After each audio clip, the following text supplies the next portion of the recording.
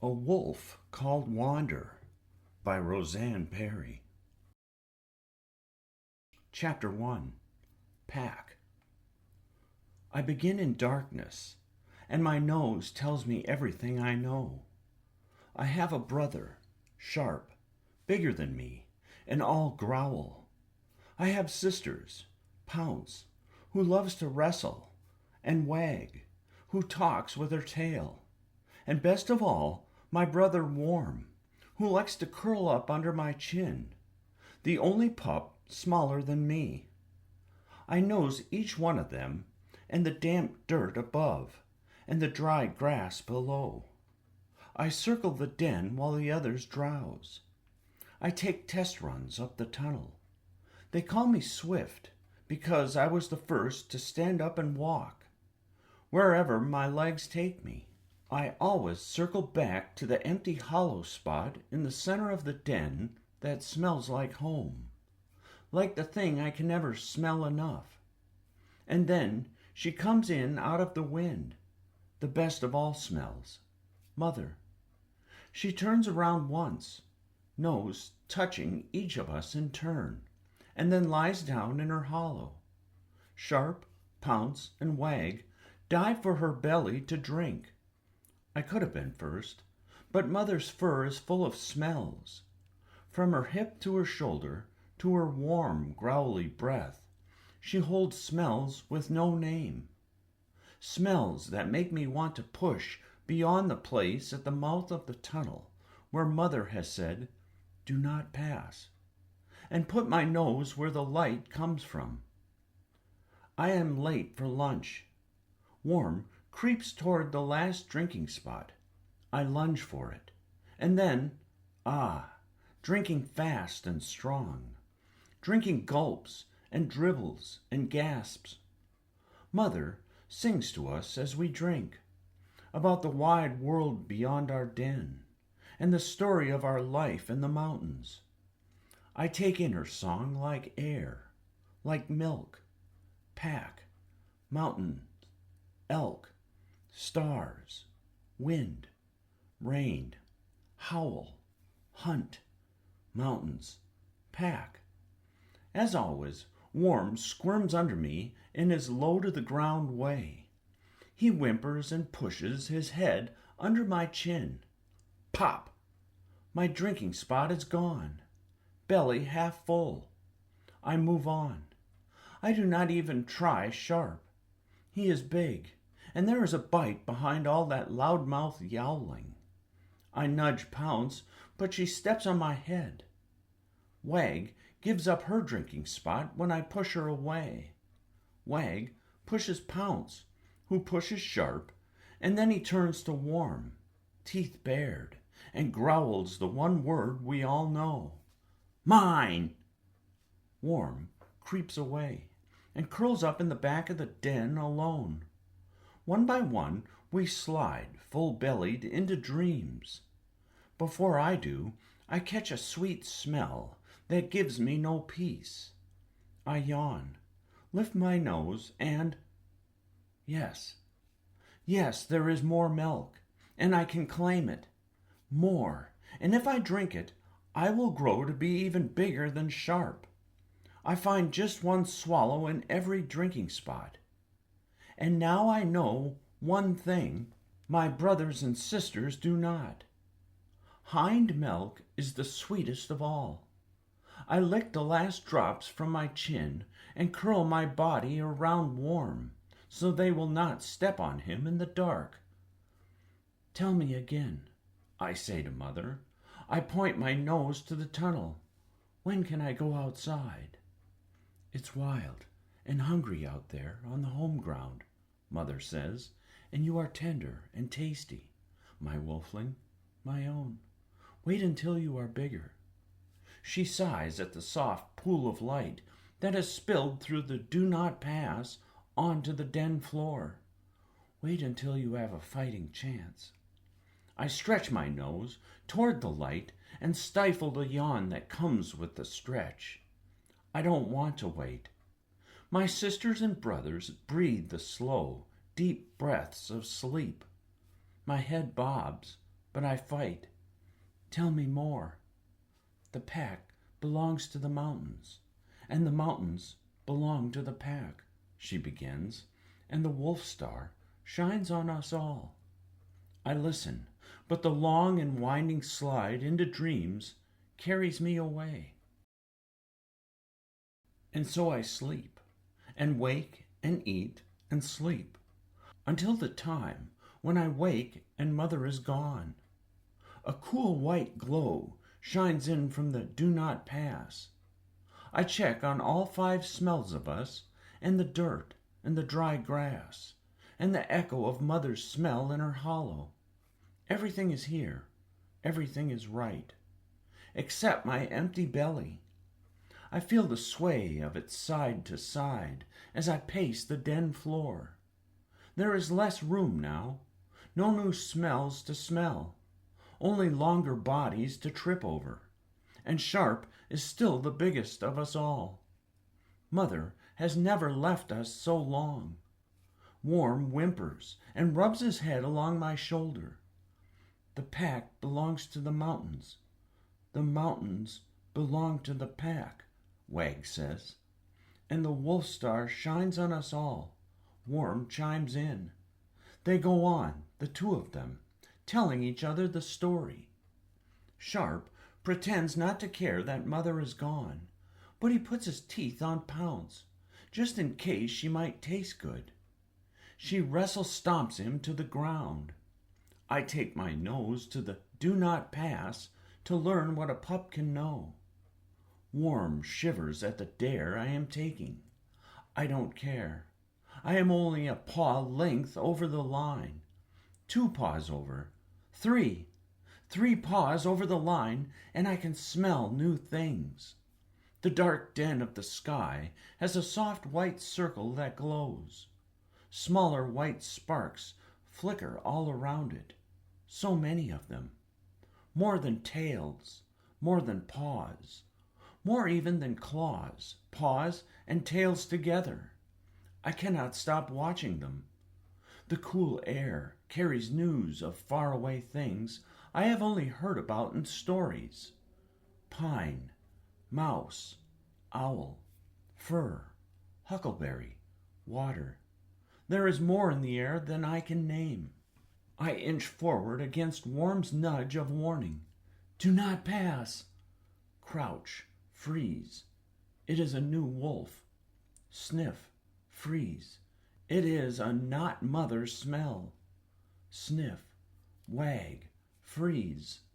I've smelled him on mother's fur. He is kin. I creep forward. Do not pass. Worm is long gone to the back of the den, but I can't keep the wag out of my tail.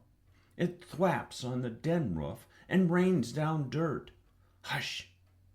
Nose to ground, I do not mean to bow down. His voice pulls me down. Listen, he says, not so harsh this time. My ears turn.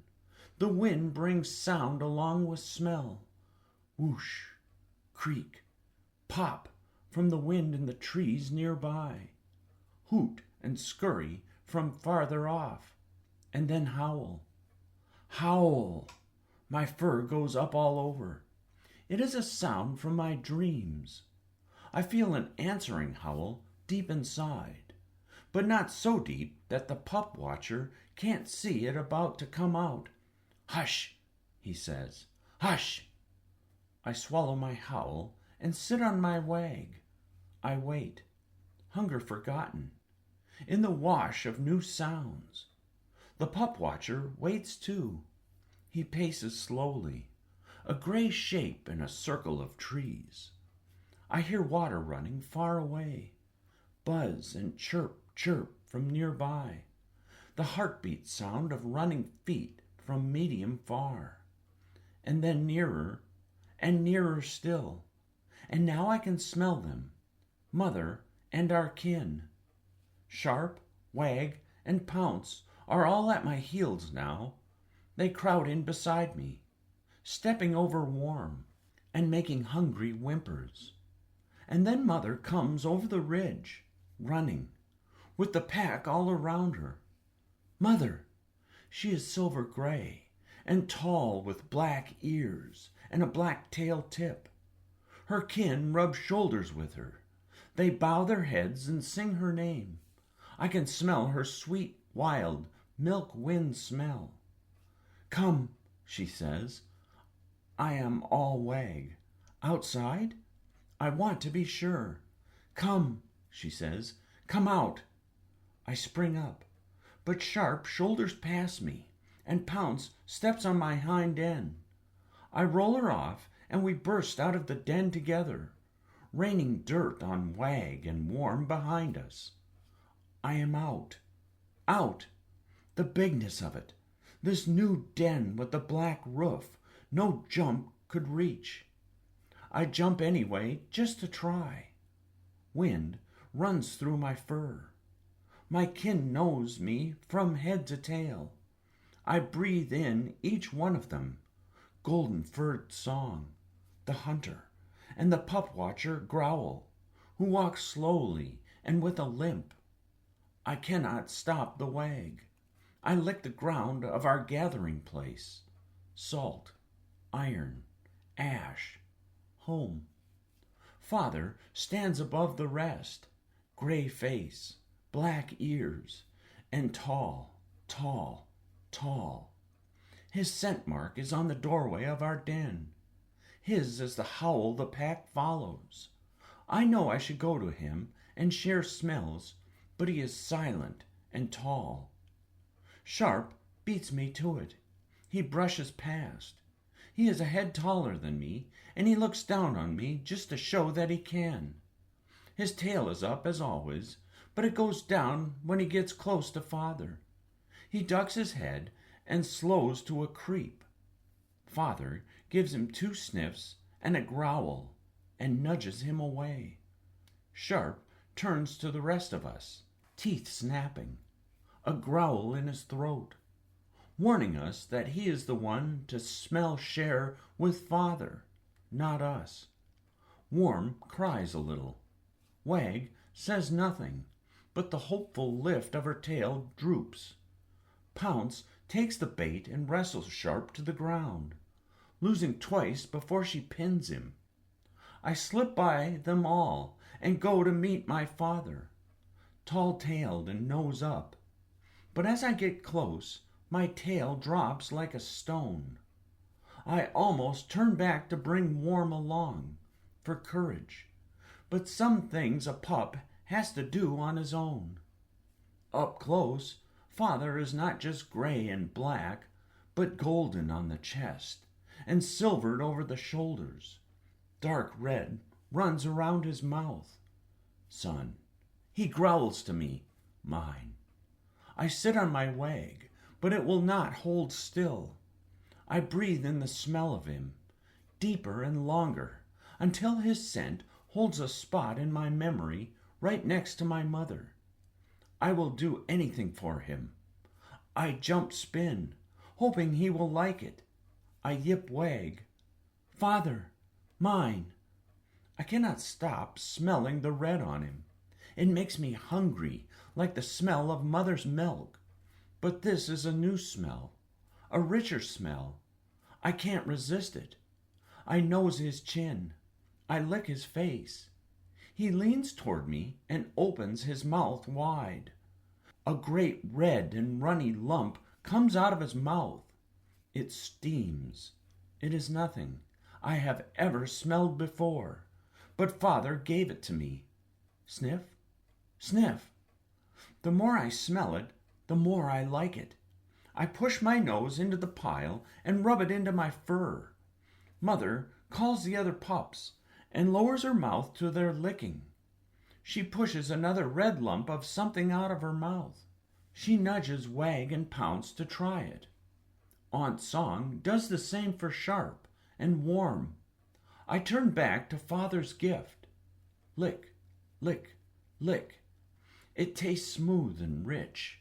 Not so sweet as milk, but tail-wagging good all the same. Nibble, nibble. The lumps are thick and chewy.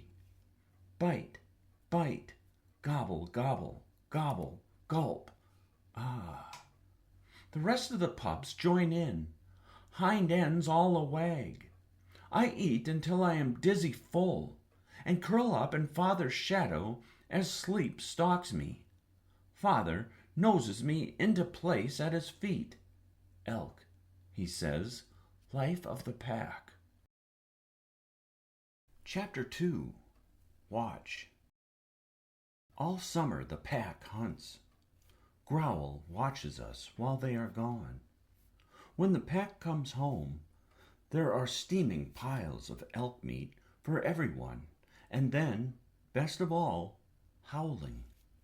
Father begins, and then Mother, and then song. The sound of it makes my fur stand up and my tail wave.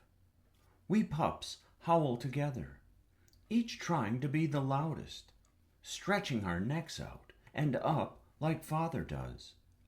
We draw in deep breaths to win the longest howl or the loudest. But loud or soft, long or short, our howling makes us a pack. All of us, one pack, and this is our home ground. Our voices bounce off the mountains. They reach for the wolf star. The sound fills me up like fresh water. Growl sounds his low, mournful wails last of all. He is the following wolf, our wrestling coach, and the peacemaker of the pack. By the time the meadow turns late summer gold, I can outrun him, and by the first frost, I can make him drop his tail when I beat the ground with my front paws and raise the fur on my shoulders. Sharp never drops his tail to me, no matter how hard I try.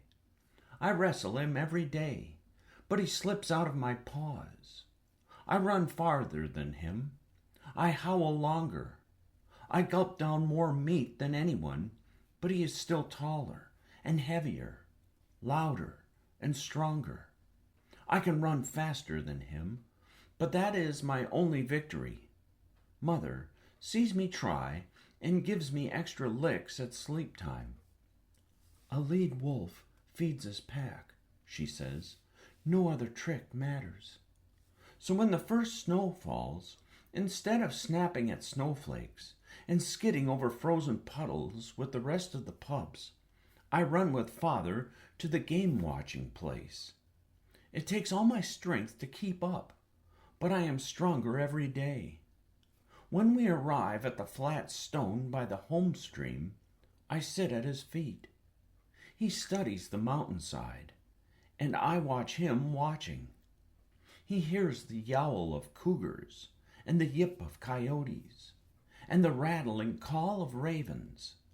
He hears running water, the splash, grunt, huff of the bear, and the split, splat of the salmon hitting the stones on the side of the river, and then the long, contented tear and chew of a bear eating fish. I listen to him listening. An orange-bellied squirrel runs from the base of one tree to another. It is fast, but I am faster. Can I hunt it, Father? I get in my crouch, ready to spring. Can you? I am all leap. In a flicker, the squirrel is around the back of the tree, and I've crashed into the front. I slide down the trunk as the squirrel goes higher and higher, springing from branch to branch like a bird.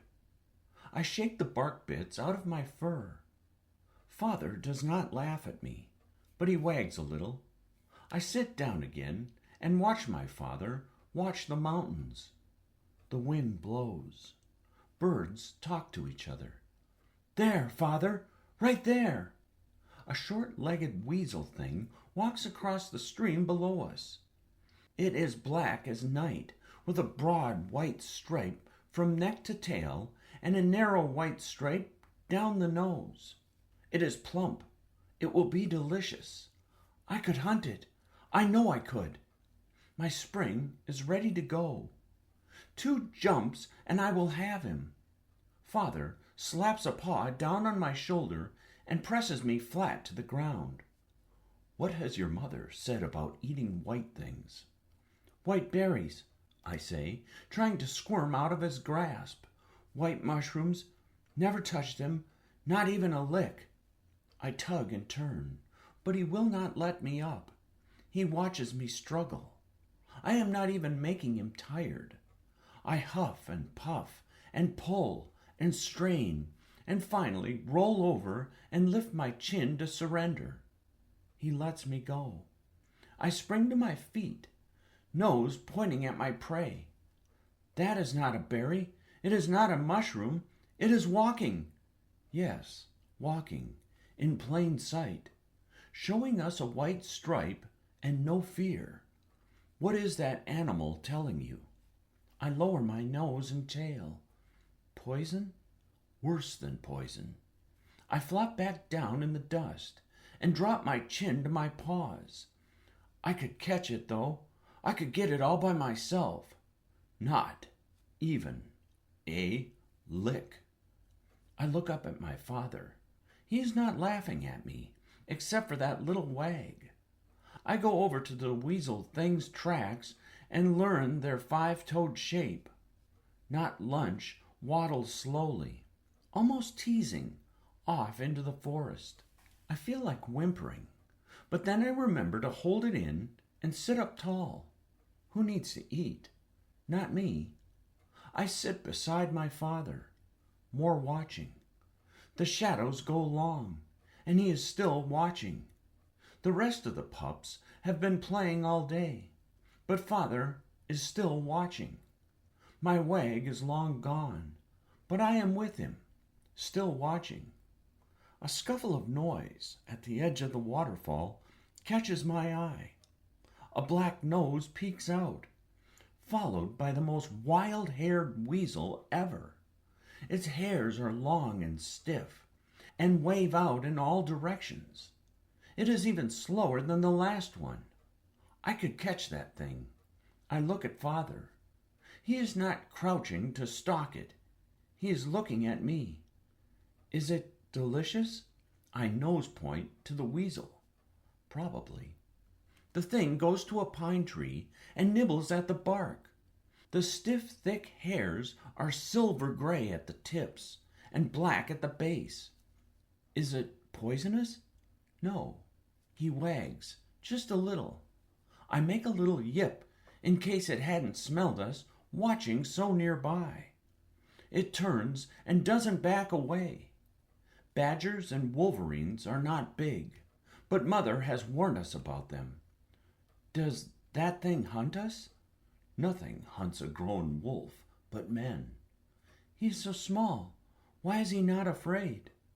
The porcupine fears no one and fights no one. But I could get him in one pounce. He is so slow. Anyone who tangles with a porcupine bows to him forever after.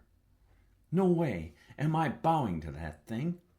I watch it slowly and clumsily climbing the pine tree. There is nothing sleek or strong or shrewd about it. I will get Sharp to tangle with it.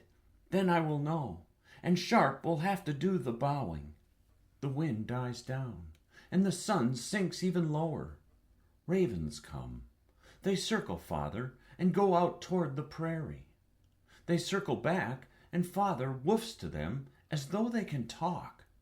They swoop around him again, so close their long black wing tips stir the fur on his shoulders. Off they go again, back to the prairie. There, father says, nose pointing to open ground below, where the prairie grasses meet up with the trees and ferns of the mountainside. I look and see nothing. Father calls for mother and song. I lift my head to smell, and faintly it comes to me, a deer and her pup. Mother and song run to father's side.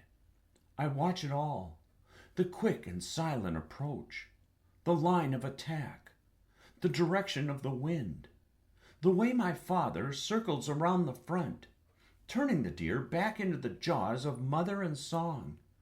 In my head, I'm there with them, chasing, circling, springing. I will feed my pack, I will, better than all of them. I watch Father hunt every day. Even after I grow from a pup to a yearling, I learn, I remember, I run. Run just to feel the wind in my fur and the pound of my feet on the sweet grass and soft needles of my home ground. Sometimes Warm runs behind me, and sometimes I practice hunt him. We work on my stalk, my chase, my spring. He is the perfect following wolf, far better than I could ever be. I will be a lead wolf. I can feel it. Chapter 3. Rival. As the last heat of summer fades, Mother teaches Pounce and Wag to dig a den. I watch them go and remember the porcupine. Now is my chance. Sharp, I found something to hunt. Is it elk? Something better. If it's not elk, I'm not interested. Warm and I can do it by ourselves then. I turn away, tail held tall, and Warm walks away with me. Do not look back, I say under my breath. There's a scramble of running paws, then the 2 quick steps that come before a pounce. I roll to the side. Sharp hits the dirt. I love it when that happens. My joy is short-lived. With a growl and a snap, he pins me to the ground. Where do you think you're going without me? I squirm and tug and push, but I can't work myself free. With a huff of disgust, I show my throat to him, and he lets me up. Swift and I can hunt without you, Warm says. He sits down to stop his Wag. Oh, no, you don't, Sharp says. I've got this one. It is all going better than I planned. Over by the watching spot, I say, by the stand of pines. Sharp takes the lead, all swagger. Warm and I follow at a respectful distance. Neither of us can hold in the Wag. We come to the spot where Father watches the mountains, and we both hear it at the same time. Ravens, a whole cloud of them. We look out over the prairie. Vultures circle above the ravens. Someone has made a kill, but Father and Mother are not hunting today. I look beneath the cloud of birds, and there are wolves, many of them. We should tell... Warm is already gone. In a few heartbeats, he and Mother are by my side, looking, pacing. Will we leave? Warm says. Should we go? Every time I look, there seem to be more wolves on the prairie. My heart sinks. Mother turns. She fixes me with her amber gaze, and I cannot look away. I stand taller. Pounce and Wag stand on either side of me. Sharp lifts himself up, a full head taller than the rest of us. I nudge Warm into place. We belong to the mountains, Mother begins, and the mountains belong to us, we reply. Look at you, all grown, she says. What do I have to fear with such wolves for my own? Stay here. Father and I will mark our borders. They run off together to wet mark the trees at the edge of our home ground, to send a message to anyone who would cross. When they come back, we have a howl, such a howl, loud and long, into the night. We push the stranger wolves away with our song as the first chill of winter whistles down on our mountains. A few days later, when the yellow and brown leaves are thick on the ground, and the wind has biting teeth, and the home stream is silver and slippery at the edges, Father calls us to our first hunt. Before, we followed the pack and waited in the trees, breathless, as our betters brought down elk. Hunters ate first, but then we charged in for our share. Come, Father says, we are many wolves now, and the elk are fewer than they have been. Father leads us to a broad open meadow between 2 rocky ridges, with an iced-over stream running through. We stop on the windward side, where the herd cannot smell us. The elk kick at the snow where it's shallow to uncover the last frosty stalks of grass. They nibble at shrubs. We must run them first to see who stumbles, Father says. I will run on the sunrise side of the herd with Sharp and Wag. Mother and Song and Pounce will run on the other. My tail drops to the ground. He does not want me in the hunt. I will never be a lead wolf if I cannot take down meat. Warm, you stay on the high ground and keep the herd from running upstream, he says. Warm bristles out his golden gray fur with pride. It is an easy job. Elk would rather run downhill than up, but it is help to the pack. Swift, you run ahead of us and cover the low ground. Turn them uphill. The more we can make them turn, the easier it will be to make one stumble. Yes, I stifle a yelp, but I am all Wag. I can outrun the whole pack. Everyone knows.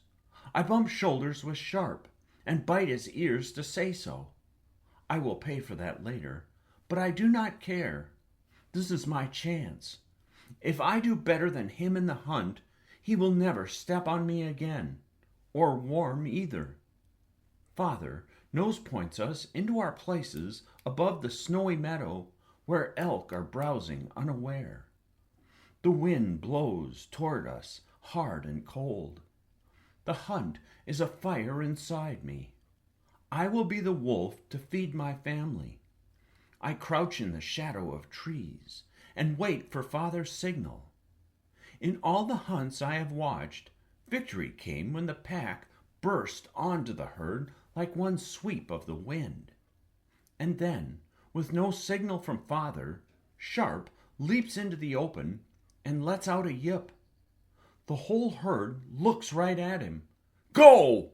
Father growls to me. It is too late to scold. We are one pack in victory and one in loss. I charge into the meadow, furious. I will not accept loss on my first hunt. Drifts of snow at the meadow's edge churn up around my shoulders. Warm veers uphill. No harm will come to him there.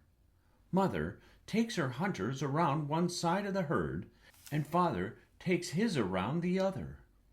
I stretch out my run, faster, downhill. I see Sharp take a flying leap at the very first elk in his reach. He misses. Sharp is all pup, all wrestle and impatience. I will pin him to the ground later if it takes me 1,000 tries. He does not even look to see if his elk is staggering. Father only watches the elk's legs, nothing else. When he finds an elk off its stride, he will move in for the kill. The elk gallop through the snow, dodging away from the deepest drifts at the edge, leaping over the patches of ice in the middle. Their high-pitched sounds of panic echo around us. I run hard to gain the head of the herd and turn them back uphill. The first elk shies away from me, and then another. The rest follow.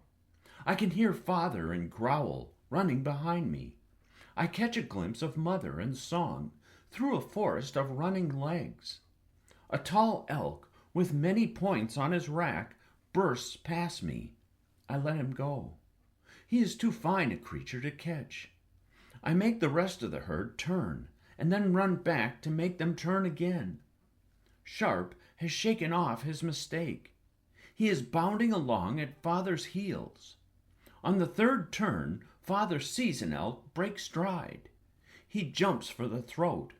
I let the rest of the herd go. Father's teeth are deep into the shaggy black fur at the elk's neck. I can taste victory. I run to give my father aid, but Sharp is many strides ahead of me. He leaps at the elk's shoulders and sinks his teeth into the crown of the neck. Father loses his grip from the force of Sharp's blow. Not even mother and song are fast enough. By the time I am in place to spring, the elk is already dead. Well hunted, Father says to 𝘫𝑪. We stand in a ring around the elk, breathing hard, thankful for the life that gives us life. Everyone eats, and everyone is eaten. Growl used to say to us when we were pups, and so we take a moment to be grateful that we are the ones eating this time. Then we step back while Father and Mother take their first share, the rest of us panting and yipping with glee at the smell of fresh meat. Song is always second to eat, and then us yearlings, and then Growl. But this time, Father brings 𝘫𝑪 to the food before Song, and says nothing when he gobbles down all the choicest bits. By the time it is my turn, there is almost nothing left but nibbles and bone. I crack open a long leg bone and lick out the center. It fills me up. But I leave the meal unsatisfied and more determined than ever to beat my brother. We turn back to our gathering place at nightfall, leaving the scraps of our kill for raccoons and slinking coyotes. All winter long we hunt, filling our bellies, leaving red-stained snow and scraps for scavengers behind. All winter Father chooses me to run the herd, and 𝘫𝑪 to help him make the kill. I can run circles around them all, but 𝘫𝑪 is still the biggest. We are yearlings, but he is as tall as Father, and if he keeps getting first to go at the meat, he will be as big as Father soon. I am not the bringer of meat. Maybe I never will be. I grow restless as the season turns. I stop following Father to the watching spot and find my own place away from our family meeting ground. I turn my face to the setting sun and watch the wide open prairie with its herds of elk and cows and sheep. 𝘊𝘮 joins me, curling up under my chin so that I can hear his heart beating in time with mine. This is my home ground. I love every stream and stand of trees, but 𝘫𝑪 always wins, and I do not want to be his following wolf. Take me with you when you go, 𝘊𝘮 says. I growl in answer, not yes, but not no. I lick his ears where 𝘫𝑪 and Pounce like to bite. Summer is coming again, and we will be yearlings no more. Mother has been in the den for the full circle of a moon. Growl is weaker than before, and needs to be fed like a pup. My pack needs me. I could never leave them. I would follow you anywhere, 𝘊𝘮 says. Chapter 4. Fight. When the last of the snow has melted, and the sun makes its slow summer walk across the sky, new pups come out of the den, jumping at every little cricket and singing to every mountain sparrow. In the joy of watching them, we watch our boarders less. On the first full moon of summer, we are all gathered on the home ground, giving elk from our mouths to our pups. They are all wag and happy licking. Mother watches over them with pride, and 𝘊𝘮 is right in the thick of them, rolling and wrestling, and always, always he circles the group, making sure that none stray. The ravens have joined us in the light of the moon, howling their own harsh songs and bowing to their own alpha bird. They snap up stray bits of meat, toss bones in the air, and dive for them. This is how wolves should live. I have a favorite pup already, the dark brown one with the black tail tip, who keeps getting stepped on by her bigger sister. I woof at her to stand up when her big sister knocks her down. I guard her share of the meat. I should have been listening. We all should have. It is 𝘊𝘮 who smells them first. He gives a warning yip. All heads turn, ears swiveling back and forth. One sharp whistle from the leader of ravens, and the birds go silent. They lift into the air in one motion and are gone. Trouble is coming. A mist rises up the mountains, muffling sounds and cutting off our sight. Mother stands, and the pups tumble over each other to hide behind her. A growl gathers at the back of her throat. I lift my nose to test the wind. The night air is completely still, and all I can smell is the meat right in front of us. Song goes to Mother and stands guard, nose to tail and teeth bared. Wag and Pounce look to Father for commands.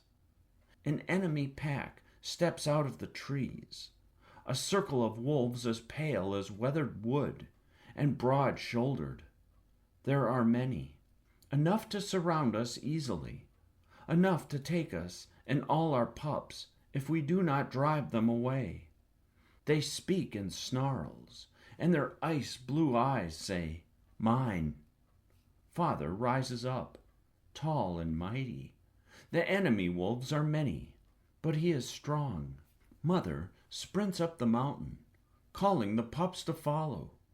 She winds through trees, scrambles over rocks, and leaps our home stream. The pups follow in line. Growl hides his limp and roars at the intruders, as menacing as any bear. I stand shoulder to shoulder with Sharp and Pounce, Wag and Song, making a barrier the enemy pack will have to break to harm our pups. Follow them, I yip to Warm. Keep them safe. Our pups are young, but Warm will never let them fall. He whirls and runs after them, as swift and silent as the owl flies in the dark. We snarl. Anger gives me a surge of strength. I do not care how big they are. This is my home ground. They will not have it. I leap at a stranger with all my strength. She doesn't go down. I rear up again, and she tumbles me over. I sink my teeth into her leg. She tears at my ear. I hold and hold and hold and twist until I hear a snap of bone. She gives a yelp of surrender, and I let her scramble away. The rest circle Father, lunging, biting. Red runs out of him. The enemy leader is not as big as Father, but he is fierce. His pack is notch-eared and relentless. They circle us like we circle a herd of elk. They look for the weak wolf. They look for fear. Growl is already on the ground, back twisted, legs not moving. They lunge all together for Father. We dive in to pull the attackers off. 2 of the smaller ones fall, but there are many more. An enemy wolf breaks away from the fight and smells the ground. If he finds the pup's trail, they will be lost. I dash after him. The pale wolf is thick with muscle. I cannot win, but I can draw him away from my family. I give a weak yelp. Let him think I am an easy catch. Mother went up the mountain, so I go down. I circle back. I leap the home stream, and the enemy wolf follows. In a blur I see the fight as I run past. Father holds his ground. Sharp makes a yelp. He runs on 3 legs toward the den. If the pale wolf sees Sharp, he will take him, just as we always take the elk, who stumbles. But if Sharp can hide, he might have a chance. I make a low tail sound, like Warm makes when Pounce bullies him. I swerve away from Sharp, and the pale wolf follows me, leaving my brother alone. The enemy wolf is fast, but I am on my home ground. I know the smooth, hard places, and where to leap badger holes and ant hills. He is too strong to fight, but I can make him fall. I turn down the steepest, rockiest ground, but he follows so close I feel breath on my heels. I spin to one side, leading him into a mound of biting ants. He blazes through them without breaking stride. I dodge around shrubs, duck between trees. No matter where I turn, he's right there, snarling and snapping at my tail. I head for the deep pool at a bend in the river. If I can make him slip on the rocks, I can roll his head under water and hold him there. Moonlight betrays me. He sees the pool and bounds over it. Desperate, I lead him to the downed trees from last summer's fire. They are charred black and thick as a hawthorn bramble. I dive into the tangle of timbers. Black twigs break in my fur. I turn and shift and squeeze into the darkest spaces, where the pale wolf can't fit. I squirm through the middle and then run along the top of a narrow log. It takes me to the edge of the downed trees, where I can jump free into the long meadow below. I gather myself and leap for open ground. The pale wolf follows along the same log, crouches to make the same jump, but the log gives way with a snap. He falls, yelping, backward, onto the spikes of broken tree trunks. He lands with a thud, and nothing but silence comes from the body. Yes, I leap for joy. My victory, my kill. I whirl around and run back. I will lure another wolf away, and another. They are only winning because there are many. I can save my pack. A lead wolf defends his family. It is the only thing that matters more than food. I am only halfway home when I hear, carried on the wind from deep in my home ground, my father's last song. All creatures have one at the end. Even the silent rabbit screams. My father's song is short and high. It echoes from the stones. Carry on, carry on, carry on. My fur stands up, and I lift my head for one very last smell of him. But I am far, and all I can smell is the enemy wolf, and all I can hear is the enemy pack answering, drowning out my father's song with their chant. Mine, mine. I turn toward the sunset and run like water runs from the mountains. My paws pound over the ground, and father's last song pounds in my heart. Carry on, carry on, carry on. Chapter 5. Elk. The sun rises behind me, and I am still running. The trees thin to nothing. The ground goes flat. I could run until the earth meets the sky, but the smell of water calls me. I veer from my course to a shallow pool ringed with reeds and shrubs. I smell the wind for dangers, but there is nothing at all. As I drink, the nothing I smell and hear and see weighs me down like stones. Father is gone. Growl too. But what of the rest? Did Worm find a place to hide? Did Mother and the pups? Did the survivors scatter? They could be anywhere. I pace the edge of the water. I want to call them, need to call them. But to survive, they must hide. I raise my nose to the wind, but there is no smell of anything but grass and water. A pack of birds, as brown and yellow as the tall grass around them, flits from one stalk to the next. They sing as if nothing has happened. I snap at one, and the whole pack of them swoops up and away. I turn my ears in every direction. Wind, bees, the rustle of mice through the grass, the whisper of a snake following.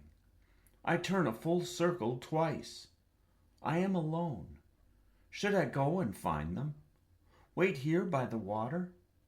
The air will be cooler come night. It will carry a smell better. I curl up in the tall grass, tucking my tail in for comfort, but my heart pounds as though I am at a dead run. I used to go off on my own.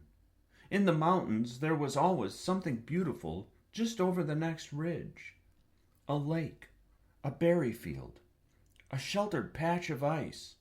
But I always came home to my family. I have never, not once in my life, slept alone. The weary day goes on, and nobody comes. They could be anywhere, in the forest on the far side of the mountain, deep in the river canyon. I circle again and again, listening, smelling. The sky darkens, and my pack does not come. Stars come out, and I can smell no one. And then a full moon rises, and the pale wolves begin to howl. First the leader, and then another howls in, and another, and another. I lose count of them. Their voices are strange and wild and mean. And then, at the very end of their song, Sharp gives a low and whimpering howl. He is there following Wolf now, and no brother of mine. If any of my pack live, they are silent or gone. The wolf star, brightest of all in the summer sky, shines over my home ground. I know every hidden lake and rocky ridge. But if my pack is not in the mountains, then it is no home to me. I feel a howl deep inside, but dare not let it out. In the morning, I wake with a start. I can smell warm. I spring to my feet and raise my nose to the wind. The smell is gone, but I did smell something. I dreamed of Warm, sleeping curled up under my chin, as he always does, singing his quiet songs. I dash over to a rise in the ground and sample the breeze again. Maybe I was wrong. There is no smell from a footfall. He has not walked past. But there is a very faint wolf smell carried on the wind, mixed in with the nip of pine sap and sweet mountain flowers. It could be him. He would follow me anywhere, he promised, but he would keep our pups safe first. I spring up and run for my home ground. I will find him, and the pups too. I will save them all. The ground rises. I keep searching. I stop, breathe in, turn a full circle. I hold my breath with listening. It is gone. But it was there. I know it was. I keep going, hoping that Warm found a way to slip through the enemy pack, hoping Mother and the pups found a place to hide. No wolf knows our mountains like Mother. I run until the shadow of them falls over me. Still nothing. I trot to one side and then the other, listening, tasting the air. And then it hits me like a rock falling from a ledge, the border mark of the pale wolf pack. I can see where they have stood and claw-marked the bark in long slashes, as high as they can reach, where they have wet the tree trunks. The smell turns my stomach over. These were my trees, my meadows, my cold streams and ice-capped peaks. But the border mark stops me like the face of a cliff. I must not pass. I cannot leave Warm to the teeth and claws of the intruders. I wet mark a tree on my side of the border. I beat the ground with my paws, laying down a scent he can follow. I run along the prairie side of the border and wet mark the scattered oaks and aspen as I go. I cannot kill the pale wolves, but I can light a path for Warm to find me. The prairie is hotter than the forest, and more colorful. Blue and purple and red flowers nod in the wind. They hum with bees, and everywhere I step there is a grasshopper, or beetle scuttling away from my paw. As the heat of the day comes on, I climb a butte and stake a lookout for for any survivor of my pack. Way over by the canyon rim, I see elk. Good. When I find my family, we will need to hunt. The broad-winged hawk with the rust-colored tail turns slow in circles in the sky, and the little hawk with the speckled wings hovers and strikes at mice. All afternoon I watch and listen. Black and white cows and their pups browse the grass. As the shadows lengthen, the pack of cows moves along, and sheep wander through the shrubs at the foot of my butte. They are slow and have ugly voices. I am about to head back for water when I smell them. Wolves. I run to the edge of the butte's flat top. It is not warm. There are at least 2 wolves by the smell of things. They are not my pack. They could be hunters from the enemy pack, scouts looking to kill every last one of us. I crouch freeze among the boulders. In leaving a path for warm, I have led the pale wolves straight to me. I am certain I can outrun any single wolf, but nobody can outrun a whole pack. I watch their approach. There are 2, only 2. They are not tracking my path as they come. They are stalking prey. I am dizzy with relief when I see, by their dark brown and boulder gray coats, that they are not the enemy pack. These wolves are young, like me, and male.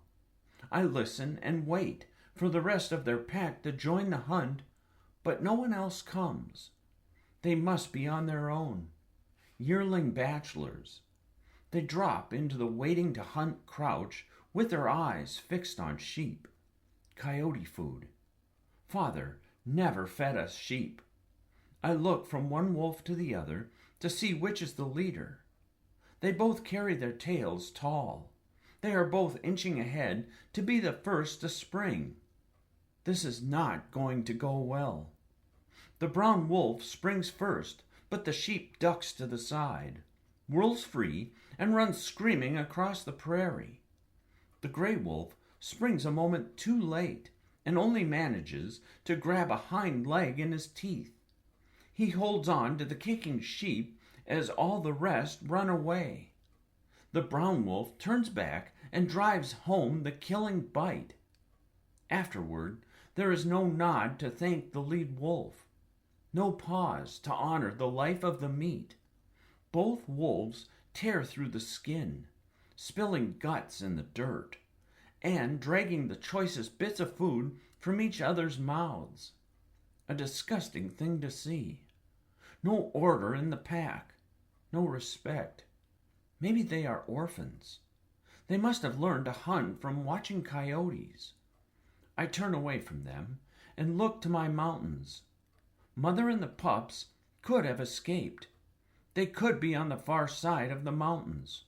Worm and Song, maybe even Pounce or Wag, could be with them. They could be out on a prairie somewhere, hunting elk like wolves should. Mother would never abandon her pups. She would defend them to her death. We all would. Hunger wakes me at dawn. A vulture is picking over the remains of the sheep the bachelor wolves left behind. The wolves are long gone, and I want no part of them. They are no better than the skulking coyotes that came in the dark to pick over our scraps and slink away before sunrise. Elk were on the horizon yesterday. That is what Father would want me to hunt. If any of my pack survived, that is where they will be. I set aside my hunger and run. Even with my sorrows, running is all joy. There are no trees or windfalls or ravines to dodge around. I run flat out, the ground pounding under my paws. If my family is alive, they will be near the elk. The smell of elk grows stronger. I lift my nose as I run to search for some scent of my pack. I circle around to where the elk can't smell me. My family would gather here and wait for the right moment. I slow to a trot. Stop. Nothing. I circle back. Bark a call. A prairie full of food is waiting for us, but my pack is gone. I bark out another call and another. No one calls back. They cannot be gone, not all of them. Grass and shrubs spread before me as broad as the sky. How will I ever find them? Hunger beats me to the ground, and I lie in the grass, wishing for the cool shade, the soft moss and needles of my home ground. The size of the sky makes me feel small, and I long for the company of trees. Over the open ground come the voices of elk. Their relaxed whines and whistles tell me they have not caught wind that I am here. Even though I am thirsty, water runs from my mouth at the sound of them. I will hunt. I must. And when I've brought down meat, my pack will come. They will see the ravens and vultures gather. They will hear coyotes sing my praises, and they will find me. The elk are far, but I am fast. I run for them, not caring that I am spending speed before I should. I will feed my pack. Nothing else matters. They hold their positions at first, but soon the mother elk, standing guard, barks the call to run. Pups mother up. They move together toward the sunset. I do not care. No one can run like me. I gain on them steadily until the beat of hooves on the ground is all I can hear, and elk sweat and fear is all I can smell. The pups bleat in full panic. I find an elk that is falling behind and mark him as mine. I can taste the meat already. I will take this elk down, and Warm will find me. Mother and the rest will come running from wherever they are hiding. We will be a pack again, and this will be our new home ground. I run alongside the elk as father did. He would pick a moment to leap and make a killing blow. I have seen him do it, but I always ran in front and turned the herd. There is no one to turn them for me now. Hunger drives me to run faster, to get out in front of the elk and turn him, so that I can make the killing strike. The others swerve away, and my mark comes to a dead stop, bellowing in anger and waving his head from side to side. I check my run and circle back, only to have the elk turn again. In less than a heartbeat, he kicks, slicing deep into the meat of my chest. My breath whooshes out. I hear the crack of bone. Fire runs up my neck and down to the pads of my feet. I hit the ground, and night falls as swift as a thunderclap. Chapter 6. Pain.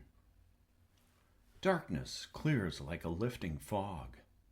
Pain is bone deep in my shoulder. I lift my head, and the prairie grass shimmers around me like water. My head drops back to the ground, and darkness swallows me again. In my dreams, I am fighting an enemy pack I cannot see. But when I fight free and open my eyes, I am alone. The throb in my chest aches with every breath. I cannot feel one paw. I push at it with my nose, but it will not move. I lick it, but no warmth comes. The elk are nowhere in sight. Red drips into a pool under my shoulder. I look, smell, all around. The elk are all long gone. The elk are long gone. One vulture makes broad circles above me. Hunger makes my head swim. I look at my hurt. I am so thirsty, I lap up the entire pool of red. I long for my den, for the shelter of trees. I turn my face to the mountains and remember my home ground. When I wake, I smell a wolf again. just one, and it is far from me. I desperately want it to be warm. I need it to be a wolf from my pack, someone who will find me and help me grow strong again. Not an enemy wolf who will kill me on sight. Not one of those bachelor wolves who might kill me if he had the chance. If they are low enough to eat sheep, they just might. But there is a thought worse than being killed. They might find me and then walk away because I am no pack mate of theirs. I might have done the same thing just a few sunrises ago. Not now. Now I know what it means to be alone. Night has fallen, and I am hungrier and weaker than before. When I lift my head, pain runs like lightning from my shoulder to my paw. The smell of a wolf is still in the air, faintly, so very faintly. I brace myself to stand, but only my back legs will bear weight. It could be warm, my warm, all alone in the night, just like me. I should find him. I should help him. The stars are bright, and the moon rests on the horizon like an egg in a nest. I take a breath, try to stand again. I call to Warm that I am coming, beg him to wait for me. The edges of my hurt shoulder split open, and red pours out again. I slump, dizzy and heartsick, in the dirt. I lie still and watch the stars. They move across the sky, as steady and slow as elk graze across the prairie. The wolf smell fades from the air. When it is gone, completely gone, I whimper for my brother like a newborn pup. In the dark of night, I wake with a start. A wolf has walked by me while I slept. A female wolf. Not mother, not wag or pounce or song. She came to me in the night. She walked all around me, looked at me, smelled me. There is a tuft of black hair and a print of her paw in the dust. A prickle of fear rises along my neck and shoulders. She could be a scout from the enemy pack. Even now she could be bringing them here to kill me. I try to remember the smells of the pale wolves. My memory of that day is a blur of snarling teeth and claws soaked in red. I do not remember a black wolf among them. I shiver from nose to tail. I cannot run from them. My one strength, and in my hour of need, it has abandoned me. I will never call myself swift again. I search out the wolf star that hangs faithfully over my home ground. I can only hope and face whatever comes with all the fight I have left. By sunrise, the pale wolves have not come. Maybe the stranger wolf that visited me is alone too. Maybe she is just as afraid. How could she know that I would never hurt a lone wolf who came to me in peace? Not when my own sisters might be out there somewhere, just as lonely and frightened. I lift my head to look for her, but I am alone in a vast, flat lake of grass. The red has stopped running from the cut on my chest, and in place of the open slit is a long brown patch as rough as tree bark. It is stuck to my skin, and no amount of licking will move it. Thirst is making me whimper like a pup, but the instinct to hold still has me in a powerful grip. I lick the dew from the grass in the circle that I can reach without standing up. The paw that felt nothing before now feels everything. Every little breeze that stirs my fur burns like a crackling fire. I lie still. The prairie is empty around me. Even the vulture has left. In his place, packs of little birds visit me. They are small and grass-colored. They flit and sing, hopping from stalk to blade of grass, eating seeds and ants, and watching the sky for hawks. When one comes, they scatter like smoke in the wind. All day I watch them, learning their voices, their smells, and the way they run through the sky. Some are all flap. Others flap and then hold, making one long swoop after another. My favorite is the green-backed hovering bird, the smallest of them all. A flash of purple shimmers at her throat. She has no pack, no muscle, no meat to her at all, but her flying puts every other bird to shame. The eagle, for all his power, is not so nimble. I watch her hover and dive until the wisps of clouds turn pink and gold. By night, the fire is gone from my foot, but hunger takes its place as chief among my pains. I eat grass. In the morning, my instinct to lie still is gone, but I have no strength to stand. If my pack were here, they would bring meat. I draw in air, as much as my body can hold, and call for their help. The howl comes from deep inside of me. The high and low sounds roll up from my chest and out onto the wind. I turn my ears to each direction, straining to hear an answer. No one howls back. As the day goes on, one vulture and then another circles above me. A fat beetle scuttles by, and I lick it from the ground. It is not so bad. I've seen bears in a boulder field turning over rocks and eating the moths that live underneath. I creep forward and roll a small rock over. Nothing. And nothing under the next rock. But the next one I try has a bug. I eat it, and I am still hungry.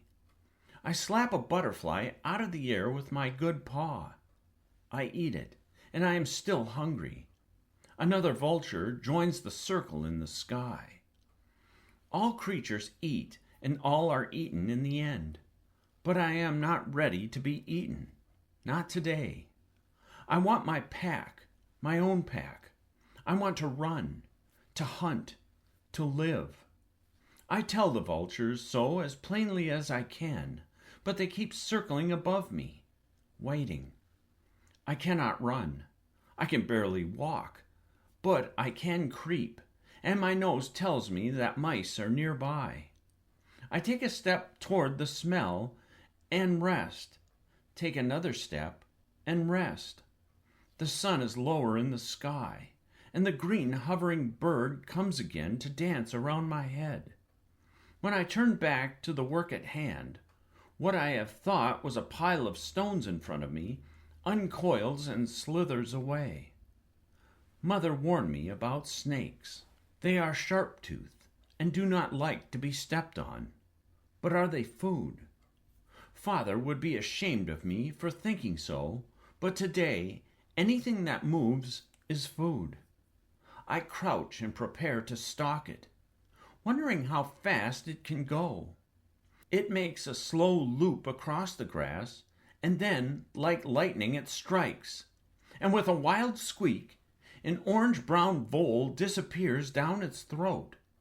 And then the snake goes still, the vole inching down the snake's insides in a large speckled lump. I kill the snake and gulp it down, vole and all, and then I snarl at the vultures in the sky. "I will not die," I growl. "Not today." Chapter 7. Raven. All the next day I sleep.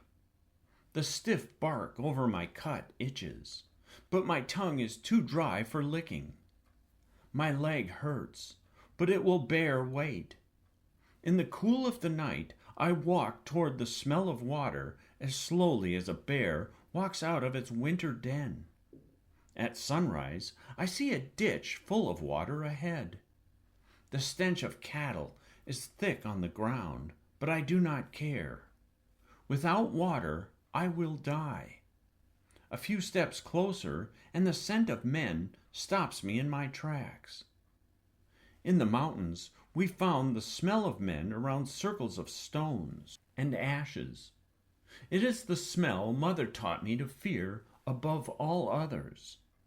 Men are the worst of all dangers, unpredictable. Even bears, with all their seasonal moods, are easier to understand than men. I dug low in the grass and watch.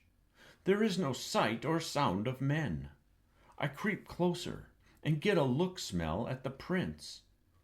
I am in no shape to fight or even run, but these prints have no toes. Just a pad in back and another pad in front. Maybe this man cannot run either. Mother says they are fast for only having 2 legs, but they cannot fly like all of the other 2-leggers. I cannot risk a fight, so I wait. Even though I am more thirsty than I have ever been, even though the sun is rising, and with it the heat, and with that my thirst. Still, I wait and listen. And when I am sure, completely sure, that the men are gone, I dash for the water and plunge my head in. Even with the stink of cattle, nothing in my life has ever tasted sweeter than that clear, cold water. I drink until my belly is full. I find a hidden spot and doze all day long in the soft green grass. Mice come to the water, and birds, and rabbits. They are all too fast for me. By moonlight, a lumbering raccoon comes to drink. In one agonizing leap, I crush it. Pain shoots up my shoulder as I eat. The next morning, I am still lying in the grass and nibbling on the bones when a single raven swoops down and lands beside me. For a long time she regards me with her one-eyed stare. This raven is black as dirt after a fire, just like all the rest, but she has a bare patch on her chest, picked clean of feathers. I look at it carefully. She looks at the brown bark on my chest just as carefully. What could have happened to her? She flies as well as I used to run. But why has she come to watch me so intently? I look at the bones around me. I have eaten every scrap. In my hunger, I left nothing for vultures or ravens or any other creature in need. Father would be ashamed of me. I sniff the skeleton and find a scrap of meat left on a leg bone. I nudge it toward the raven. I remember how ravens talked to my father, how they led him to food, and he thanked them with a gift of scraps. I need my pack, and maybe this raven can help me find them. I would give an entire elk to know what she can see from the air. I dip my head to her as I have seen birds do. She dips her head in return, but does not take the meat. She circles around me, making a low, rattling call. I have seen a raven do this to an eagle that had caught a rabbit. The raven kept circling behind the eagle and pulling his tail feathers. A test. To attack the raven, the eagle would have had to let go of the rabbit. Except for wolves, nobody hunts as well as an eagle. As I watched, I waited for the eagle to strike the raven dead. But even though the eagle towered over the raven, outweighed it, had far greater reach of wing, the eagle simply swallowed a few more bites of his kill and flew away. At the time, it gave me hope in my quest to make Sharp lower his tail to me. The largest creature doesn't always win. Daring and persistence can triumph in the end. But now the raven's game makes me nervous. What could she want from me? I have given her all the meat I have left. I get to my feet. The pain in my shoulder is less, but it feels stiff when I spin around to meet the raven face to face. She takes a few flaps backward and circles behind me again. I spin in the other direction. It isn't so stiff on that side. I shake out my matted fur and growl at her. She fluffs up her neck feathers and caws at me. I should have asked Father how to speak to ravens. He seemed to understand them without words. The raven takes a scrap of bone in her beak and flies away. She climbs sharply, drops the bone directly over my head, and then dives for it. Against my will, I crouch as she plummets toward me, and then, with a sharp whoomp of opening tail feathers, she catches the bone in her claws, pulls out of the dive, and circles me with chatters of victory. A good trick. She flies off ahead, but, in my clear sight, drops the bone and dives for it again. This is no pup's game. Ravens do things for a reason. She is talking to me. She must know where to find meat. For all their savvy, ravens have the wrong beak for opening a hide. They need someone with teeth to get at the meat. I follow her, walking at first, but as my stiff leg loosens, I manage a slow trot. She takes me out across the prairie, away from the water. There are countless game trails, each smell distracting me, but I cannot run fast enough to take down a coyote or a deer. One of the trails has a man smell. My father never hunted elk without checking for it. We walked away from easy pickings when the scent of men was on the ground.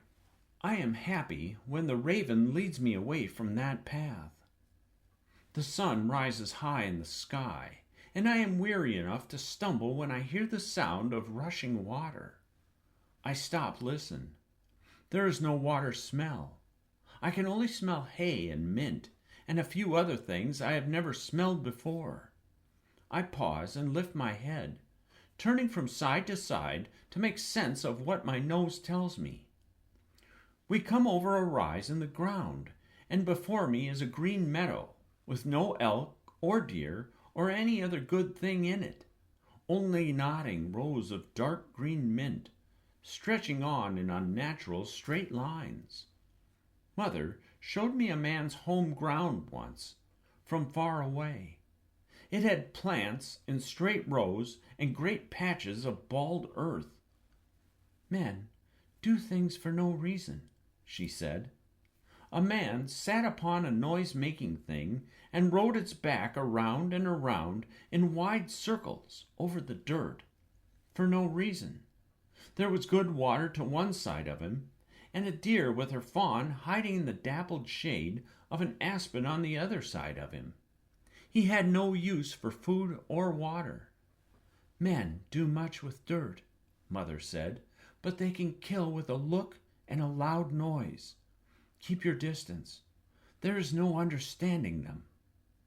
The plants in rows make me anxious, and I raise the fur on my shoulders to say so, but the raven coaxes me along. At least there is water in a ditch to drink. On the far side is a black river, a raven-black river, completely still, frozen in the heat of summer. The noisemakers of men go down this frozen black river faster than I can run. It smells like death. I am weary and disappointed. This is no place for a wolf. My family would never look for me here. I sit down and refuse to budge. The raven circles over my head and then swoops toward the shore of the black river. In my disgust, I ignore her.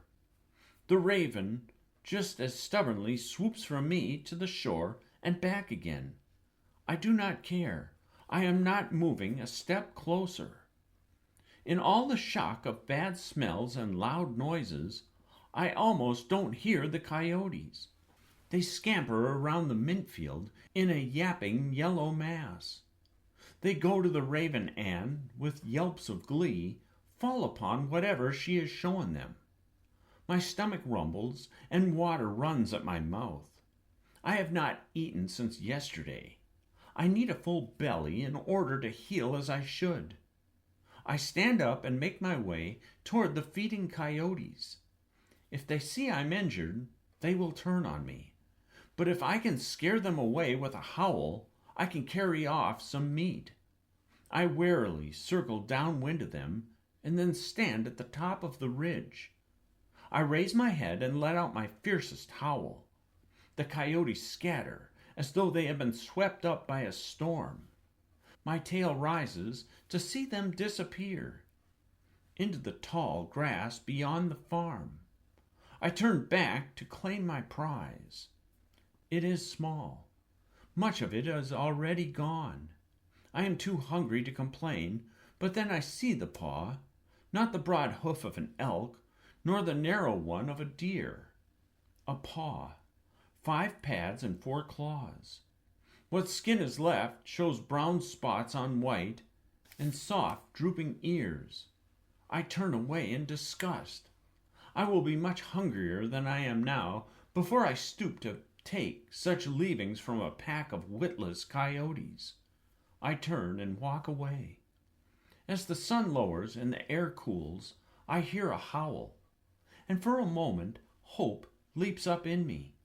But it is only the bachelor wolves, just those 2, and no family of mine. I ache from ears to tail. I want my pack. Still, any wolf is better than none. I turn toward their howling and lope away. Chapter 8. Found. The bachelor wolves are not hard to find. They howl on and on, a pride howl. They have taken meat. All the better for me. I will eat first and show them my hunting skill next time, when I am stronger. I am grateful. Under the rough bark that has grown over my wound, my muscles ache, and the hours of walking have made me weary. I will have to beg to eat with them. I will hate lowering my tail to these fools, but I must start somewhere. To join a pack, you must fight your way in or beg, and I am in no shape for fighting. Worm had a way of creeping toward me to play wrestle. He would let me win, and made me love him and want to take care of him. I can pretend to be like Worm. I can make them want to take care of me. I look to the mountains of my home ground, all lit up with a setting sun. The pale wolves will be there. They will be wet marking over mothers' and fathers' signposts, gathering in our meeting place, hunting our elk. Sharp will be one of them now. He is alive, at least. Would it be worth it to stay on the home ground and live among strangers? I could go back. I could beg my way into the enemy pack, and then at least I would be home. But what sort of a home would it be? Always following, always eating last. The bachelor wolves are not very impressive, but they are young. They will get better. I could lead them someday. I will make myself strong and fight my way to the top. The prairie has elk and streams of water to keep us alive, and the sight of the mountains to lift our heads at the end of the day. What more does a wolf need? With that thought, I turn away from the mountains and head toward my new pack. Twilight is the stillest time of day, and there is no wind to bring me the smell of what lies ahead. The bachelor wolves have stopped howling, but I can find them by the sound of their eating. They have caught something smaller than an elk, smaller than a deer even. It has black and white skin. It must be the pup of a cow. Father would not like that. Even worse than sheep, he would say. Only fit for coyotes and vultures, he would say. I am hungry. I have to eat what I can. I stop a safe distance away and make plans. Even in the still air, the smell of fresh meat is so good it makes my stomach groan. I should wait until they have eaten the best parts so they will not mind sharing what's left. But if I wait too long, there will be nothing, and I am so hungry. It is too late in the day for birds to gather, so there is nobody to raise the alarm that I'm watching them. I sweep the tall grass all around to see if I have any competitors for the rest of the meat. There is someone out there. I might have missed it, but a slight twitch in a thick clump of grass catches my eye. I turn my ears that way and raise my head to smell. Warm? My heart skips a beat. I rise up taller and smell again. It's him, my Worm. I would know him anywhere. I lift my head to howl and then freeze. He is hiding, hunched low to the ground, watching the bachelor wolves. His golden gray fur blends with the pale green and silver grasses. He is alone and afraid. I am in no shape to defend him if the bachelor wolves attack, and they might. Worm and I together are more of a threat to them. I hold back my howl. I circle around silently and find a cluster of tall yellow flowers behind him. The bachelor wolves are still feeding. There is not enough wind to carry my smell to Worm. I roll a rock with my paw. He lifts his head and turns his ears my way. I'm here, I woof to him as softly as I can. A shiver goes through Worm. He turns around to look. I step into the open. He creeps toward me. I let my wag go. Worm. I knew he would follow me. When he is at last by my side, he rests his chin on my shoulder with a deep sigh. Whatever happens now, we will be together. You're here, Worm says. I dreamed that you would be here. I rub my chin against his neck. We will travel together, I say, just like we planned. I can face anything now. The prairie is not so bad, I begin. There are elk, lots of them, and water. We will find a way, just the two of us. I nose him from shoulder to, and then I see them, claw marks, from his back to his rump, long, red, and angry. His back legs tremble even when he is standing still. I do not know how he is standing at all. The pain that still burns my shoulder must be nothing compared to his. His wounds are not running with red, not now, but they cut clear through his fur and skin and deep into muscle. I feel a revenge growl deep in my throat. Who did this? I will tear them apart with my own teeth. But even as my growl builds to a snarl, I know that whoever did this was bigger and stronger than me. How will I protect Worm now? I am wounded and weak myself. He is thin, so thin. I can feel each rib under my tongue as I lick his wounds. Rest, I say to him. I will bring you meat.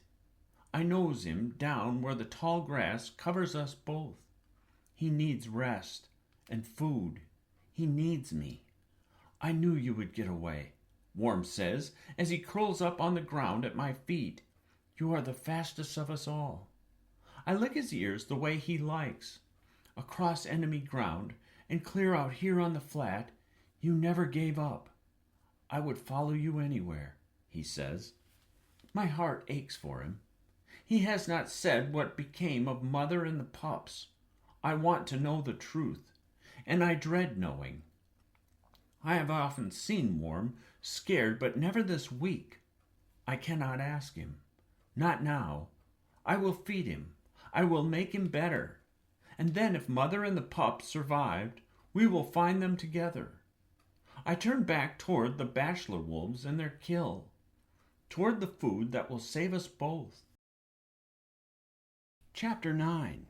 Lightning. In my determination to take care of Worm, I almost missed a man smell. I crouch freeze. Men are walking toward the bachelor wolves, slowly and quietly. The wolves are so busy at their meat, still struggling over which one is the lead wolf, they do not hear the men coming. Their noses are so full of their kill, they do not smell the men coming. The men crouch on the ground, on a rise just above them. Mother's words come to mind. They can kill with a look and a loud noise. I watch and wait. The men lift black sticks to their shoulders. Something is bad here.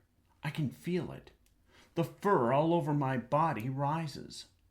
Hold still, I say to 𝘠𝘪𝘬𝘦. He lies motionless. The bachelor wolves have not caught scent of the men or me. They are busy with their food. The smell of it is agony.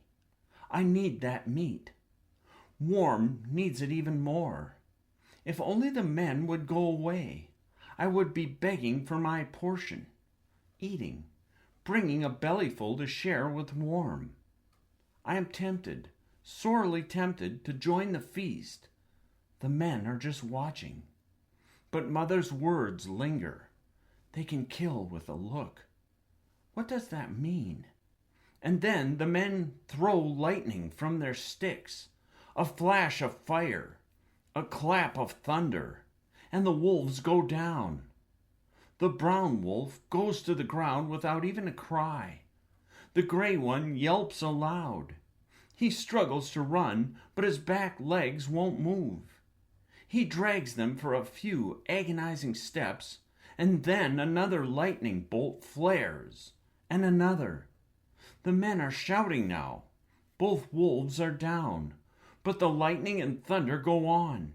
Each burst makes the dead bodies jump. The sound of it shatters my heart. Panic floods me, and my breath comes in gasps, as if I am drowning. Run! 𝘠𝘠𝘪 is already moving. Rigid with fear, he runs stiff-legged, as fast as his wounds will let him. I bound after him. Mother taught us to scatter when the scent of a hunting cougar is on the ground, but I cannot leave 𝘠𝘠𝘪 now. We run, flat out, shoulder to shoulder. I will save him. He is all I have. A shout comes from behind. The thunder stops. Don't leave me! 𝘠𝘠𝘪 pants by my side. Fear drives me to familiar ground, back over the path of the raven from this morning. I search my memory for some scrap of cover along the way. Some place, any place. The mountains had trees and ravines, thickets and caves. On the prairie, there is only room to run and nowhere to hide. But if we can run far enough, darkness will hide us, and the useless noses of men will never lead them to us. A little farther, I say to 𝘠𝘠𝘪 as he stumbles beside me. Just a little more. There is a tree, a hawthorn. We turn toward it, crouching underneath its spiny branches. 𝘠𝘠𝘪 drops his head to the ground, breathing hard. I cannot see his wounds in the dark, but I can smell that red has begun to seep out of them. I curl my body around him and put all my hope in silence. There is a crack like a stick being broken, and a light shines out from where the men stand. It is as if a star has come out of the sky. An icicle of light sweeps across the grass. I hold my breath. It passes over us. I can feel 𝘠𝘠𝘪 tremble with fear. The star swings back and shines all its light on us. The dark green leaves and black hawthorn berries glisten in the light. The light does not move on. It stays, and we are frozen in its icy touch. The growl of a noisemaker breaks the silence. 𝘠𝘠𝘪 whimpers in terror. I shush him with a look. They will get inside the noisemaker and go away like men do. Then a second growl follows the first. They will go. They will get in their noisemakers, and we will never smell them again. The ground shivers as the noisemakers begin to move. They pick up speed, and I can hear, smell that they are coming. I want to run.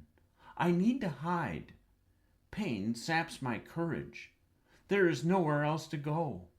I can feel 𝘠𝘠𝘪's heart against my chest, pounding as wildly as my own. The noisemakers slow and then stop. The cold white light fills me with dread, even though I am still hidden in shadow. A clap of thunder, a flash of lightning. I smell the sharp tooth of something whiz past my ears. We leap up, scampering away from the light that now swings back and forth across the grass. The lightning comes again and bursts. Again, I feel it scorch the air above my head. A tooth falls dead in front of me, kicking up a puff of dust. Worm swerves to the side, and I dodge the opposite way. The light cannot follow us both. I will draw it away from him. I yelp to attract attention. I make noise as I sprint, while Worm runs in complete silence, with all the strength he has left. The light swings toward me and away as lightning snaps at my feet. Worm cries out, one sharp wail drowned out by lightning. My heart is bursting. I cannot see Worm. I can only run and hope. The mint field lies ahead, and I plunge into it. The thick stalks and leaves brush against me, burying all smell of everything else. I will find Worm on the other side. I burst out of the field, and the black river lies ahead. I can still hear the lightning behind me over the roar of noisemakers coming down the black river. I am too frightened to stop, too desperate to be afraid. I do not break my stride. The black river is hard and sticky at the same time.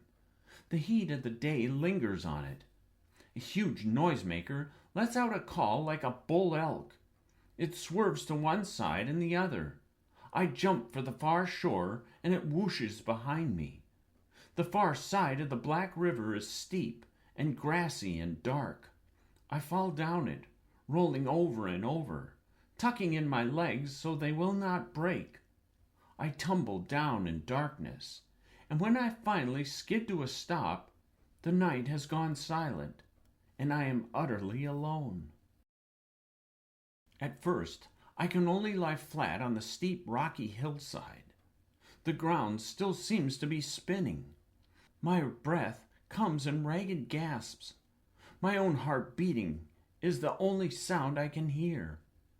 When my ears stop ringing, when the dazzle of lightning fades, and I can see again in the dark, I look for Worm, listen for him, long for him, but he does not come. The thunder and lightning have stopped.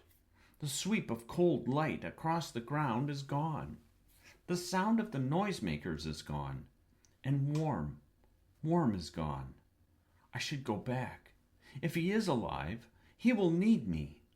I look up the long, dark slope. I shudder at the memory of the noisemaker whizzing by at my heels, the sticky feel of the black river, the bitter smell. I never want to cross it again.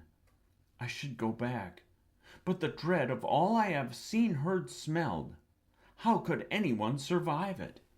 I cannot face the men, the lightning, the noisemakers again. I pick myself up off the ground. Everything hurts. I look over my shoulder. There is nothing but death behind me. Nowhere to go but onward. I hear water below me. There's not a tree or a shrub, not even tall grass to hide me. I pick my way around rocks, test my footing on loose stones. The sound of water at the canyon floor guides me in the dark. I want nothing except a place to hide, somewhere secret and safe, where men will never find me. I want it more than meat and water and the light of day. I limp down and farther down. Rocks give way to grass, and then shrubs, and finally trees. By nose and instinct, I find a hidden spot along the canyon bottom with a rocky ledge overhead and a pine tree with branches that sweep the ground in front of me from everything. I turn in a weary circle, whispering the names of my pack for comfort. I am asleep before I hit the ground. In my dreams, I am running in panic through a thunderstorm that never ends. I wake when the sun finally reaches deep into the canyon. Everything still hurts, and I am too exhausted to take a few steps to water. I sniff the air for danger. I smell again for hope. I fall asleep again, thirsty and listening. I wake the next day with more thirst and with no hope at all for warm. He was weak and wounded before the lightning came. I lie listening a long time before I risk a drink. The next morning I risk a longer drink. I am not so stiff as before. The bruises from my fall are slowly fading, but the hard edges of my memory become sharper. They push deep into me like a tooth. Worm followed me. He found me. I promised to protect him. Promised. I remembered all those summer days in the mountains when Worm let me play hunt him, helped me get stronger, sharpened my stalk and my spring. All those times when he pushed me to run faster. All those times when he took the nips and snaps from sharp and pounce so I would not have to take them. He made me the wolf I am, and I lost him. I was not strong enough, not fast enough to save his life. He died alone, with no one beside him to sing his name to the wolf star. In my dreams, I can hear Worm and smell him. I run and run and run, and just when I have almost found him running far ahead of me, I wake up, weary and heartsick. The skin over my belly grows slack, but I do not feel hunger. I only feel empty. Chapter 10. Canyon. Another day passes, and another, and then my hunger wakes up before I do. I must stand up and live, or lie down and die. I step out of my hiding spot and shake up my fur in the sun. I stretch back, legs and front. My wounded shoulder is better. I wade along the rocky edge of the stream. The uneven ground that was agony to walk on before is not so bad now.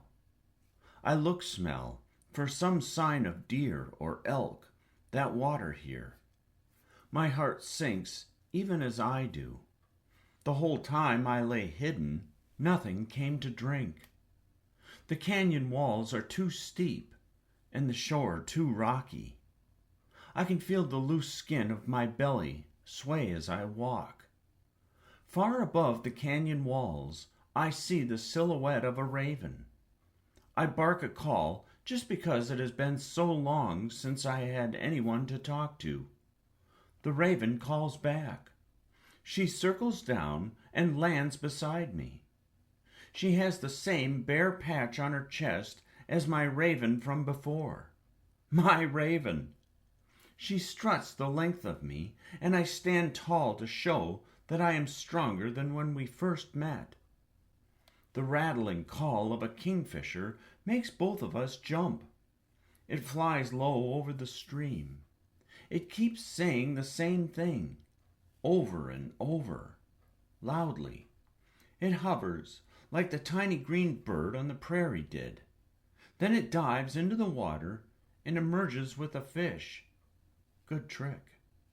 I am hungry, just as I am considering what a wolf could do to persuade a bird to give up or kill. My raven takes off, circling upward. She swoops down the stream. She is twice the kingfisher's size. She knocks it sideways, and it drops the fish. The raven dives, quick as a darting dragonfly, and snatches the fish before it hits the water. Great trick! I am so hungry. My raven lands by my side and makes an offer to share her food. But the fish is small. I move down to a quiet pool where I do not have to hear her and the kingfisher yell at each other over less than a mouthful of fish. I drink. There is something in the water, something big. I cannot smell it, but I can see it moving. speckled blue against the speckled gray stones in the stream. I've seen bears do the trick of pulling fish out of a stream. I crouch stare at the water. I do not know how deep the water is.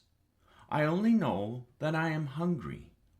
A bear can lift a fish from water with one slap. I give it a try, but the water is too deep. The fish makes a dash for cover. I jump in, jaws open and hopes high. 3 bites come up empty, and then I have him. Water fills my nose and ears, and I scramble blindly for the shore. Water streams from my fur. The fish is bendy in the middle. It flops in my mouth like no elk or deer or proper food would. Father would turn his back to me if he saw me like this. Sharp would laugh. But I am hungry, and they are not here to help me hunt. I drop bite the fish on the rocks, and in time it holds still. A fish is crispy outside and squashy inside. The bones are so small they tickle going down. It does not taste like food, but it fills me up just the same. My raven is happy to eat the head and tail. I wash the odd taste from my mouth and take my fill of water. The raven flies downstream, away from all I have ever known. Here, between the canyon walls, I cannot see my home ground, or smell it, or hear the sounds I have grown up with. Even so, I can feel the mountains tug at me. They turn me around, but there is no one to go home to. My raven circles back, swoops round my shoulders, brushing my fur with her wingtips. She alights on a pine branch, tilts her head to the side, chatters to me, and then flies downstream. My father followed ravens. I turn away from my home ground and go where she leads me. We travel along together, leaving the black river and the cruelty of men far behind. We look for springs and trickles and pools of water where I can hunt what comes to drink. My raven is always at my shoulder, ready to share the meat I have opened, whether it is fish or rabbits or striped-tailed raccoons. Everything here is different. The smell of the wind, the color of the dirt. I smell for elk, but there are none. I listen for the howls of a pack that might take me in, but at sundown I only hear the thin voices of crickets and toads. When I turn to search the horizon for my home ground, I cannot even see the mountains. I know where they should be, but I cannot see them. This open land has nothing to break it, no trees, no rivers, and no border marks of wolves. Everywhere I look, it smells the same. The ground is not completely flat. There are bumps, gullies, slowly rising land with stripes of rusty and sandy-colored dirt, gently falling land with more streaks of black, brown, and red. The wind is so dry, the skin of my nose cracks. I grow stronger every day, stronger in my body, but the farther I get from the mountains, the harder it is to hold up my tail. There is no one here to care for, and wrestle with, and share smells with. No one to sing with. No tails to catch. No ears to nip. No one to sit shoulder to shoulder with and watch the wolf star as it rises before the sun. Even a summer night is cold when you sleep alone. Chapter 11. Almost. After many days of walk, trot, eat, rest, we find something completely new. My raven, flying ahead as usual, appears to sit down in mid-air, not soaring on rising air, not hovering, sitting in the middle of the air. I approach slowly. A raven has her tricks, but as I get closer, I see she is sitting on a thin gray line. It runs straight like the rows of the mint field, straight like the black river. It must be a man thing. I crouch, growl, sniff. There is only a faint, long ago scent of men. I listen in every direction. Nothing. The air is still, and the shadows are short. I come to the gray lines watchfully. My raven pokes at her feathers, shakes out her wings. There is no fear in her. I come closer. There are 3 lines of gray, low, middle, and high. Branches grow through the lines and stick into the ground. It is the oddest man thing yet. The lines catch tumbleweeds. They make a roosting spot for birds. What man would need that? There is no understanding them. When I lean against the lines, they lean but do not fall. No matter, it is easy to jump over them. I am ready to move on when I catch a whiff of something familiar. I follow the lines until I find tufts of white sheep covering. I do not need such coyote food. We ate a rabbit yesterday, and if I can find water, I might take a deer while it is drinking. But there is another smell in with the sheep, a better smell. I nose along the lines until I find a tuft of fur. It is white, but not so fluffy as sheep covering. It is true fur, too long and too pale for deer or elk. Wrong smell for fox or coyote. It is not a wolf smell, but it is a wolf-like smell.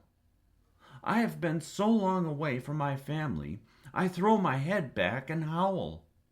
An answer comes, carried on the wind. It is not a howl, not a coyote's high-pitched yip. It is a deep voice and strange to my ear. Oof, oof. I answer without thinking. Here I am. Who are you? Oof, oof, ooh. The almost wolf calls back. I cannot quite catch the meaning. I call again.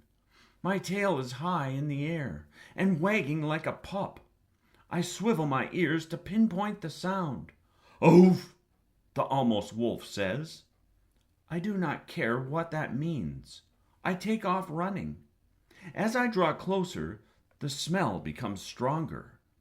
The confusing, almost wolf smell of it drives me wild. If only it were not mixed in with sheep smells, I could remember if I have smelled it before. As I draw closer, the sheep smells grow stronger too. That could mean trouble.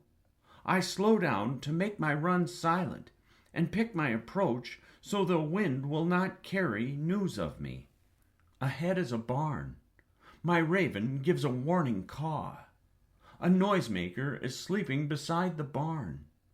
I look sniff for the source of the woofs. It is a she. I am nearly certain, if only there were not so many other smells to confuse me.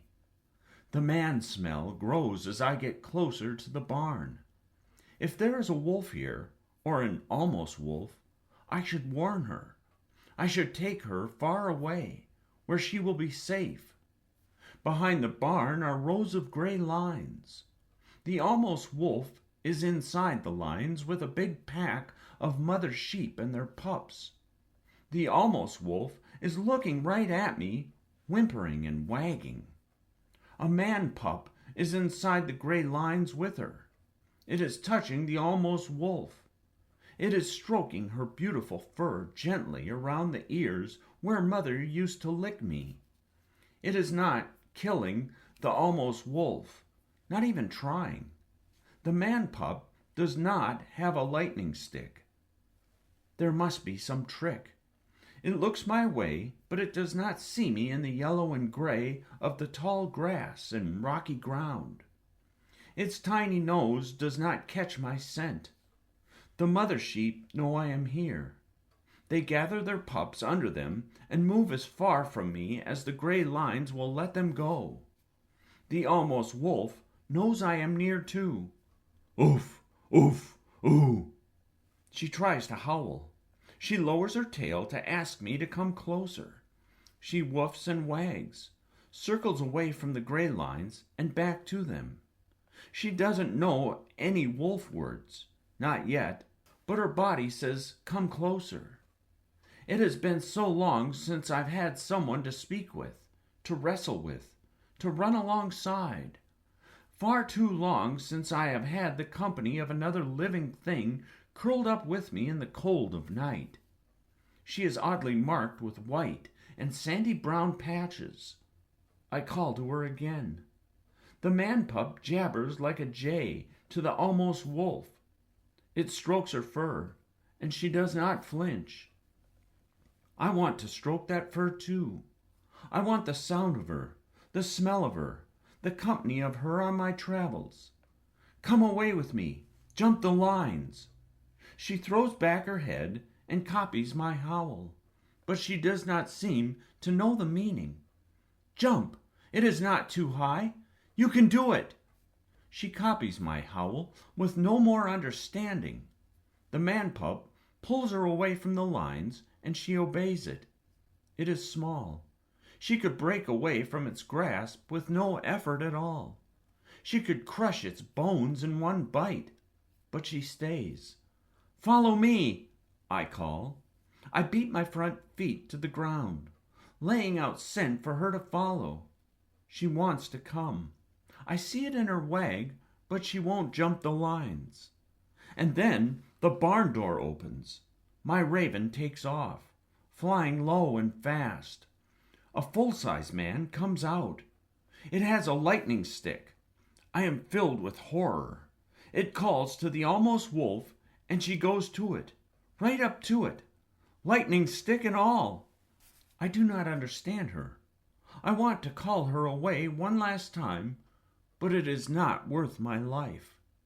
I swallow my howl and all my loneliness with it and creep away. My scent is on the ground for the almost wolf to follow, if she ever gains the courage. But for now, I am on my own, and come nightfall, even the moon is gone. Chapter 12. Food. The thought of the man and his lightning stick haunts me as I run. Even the raven's company is little comfort. Dread and bitter memories push me onward. My feet fall into a rhythm, but the memory of the almost wolf won't let me go. I stop. I look back. She could have jumped that fence, could have come when I called her, but she let the man pup touch her.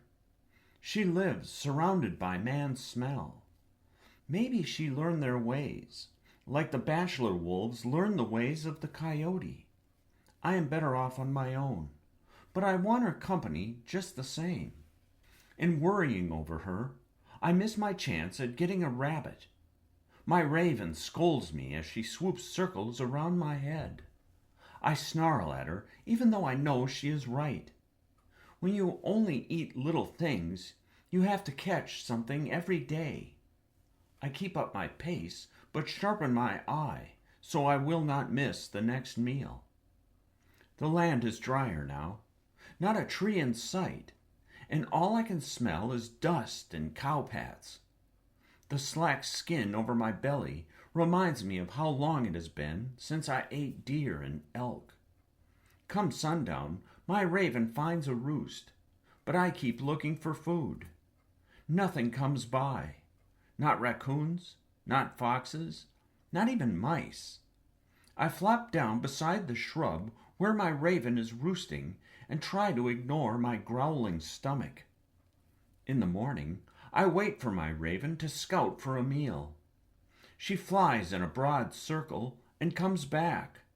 Nothing to report. She takes off again. I wait. A fat, juicy beetle waddles by right under my nose. I am never going to eat bugs again. I stand up and stretch. I search the sky for my raven. The heat of the day comes up, and I am in the only shade I can see. I stay, and my hunger grows with the rising heat. The only living things I see are geese high overhead, and even they, with all their empty-headed honking, know better than to land here. The shadows grow long before the raven is back. She comes flying low and straight to me. She is glad of something. She circles me twice, lands at my feet, and bobs her head to me. It must be food. Food she can't open if she came all this way back for me. I take off at a run, and she leads the way. Hunger nibbles away at my speed. My raven circles back twice for me to catch up. But then, when the sun goes down, she finds a shrub and just puts her head under her wing as if the dark makes a difference. Who cares that the moon is gone? There is starlight, and nothing but dirt and cowpaths to worry about here on the flat ground. I growl at my raven. She puffs up her feathers and caws in protest. Fine. I will find the meat she was taking me to on my own. There are no circling vultures in the sky to show where the meat is. My stomach is groaning.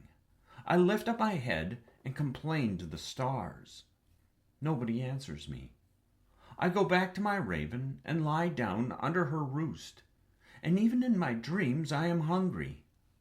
My raven and I are up and running at first light.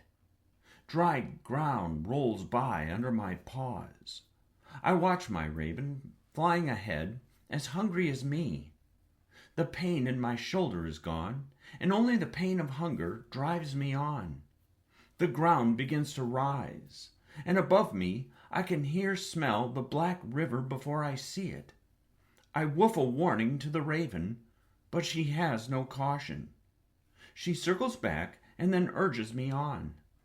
I go more slowly now, look listening for men, breathing in the foul air that hangs in a cloud over the black river. But the raven is still urging me on. I follow her along the bank even as noisemakers whoosh by. There is a dead deer on the shore of the black river. My raven lands on the hide, hopping for joy. It is a full-grown buck with meat enough to feed a pack.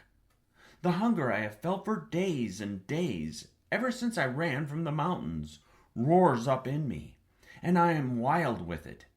I forget my sorrows, my loneliness, everything.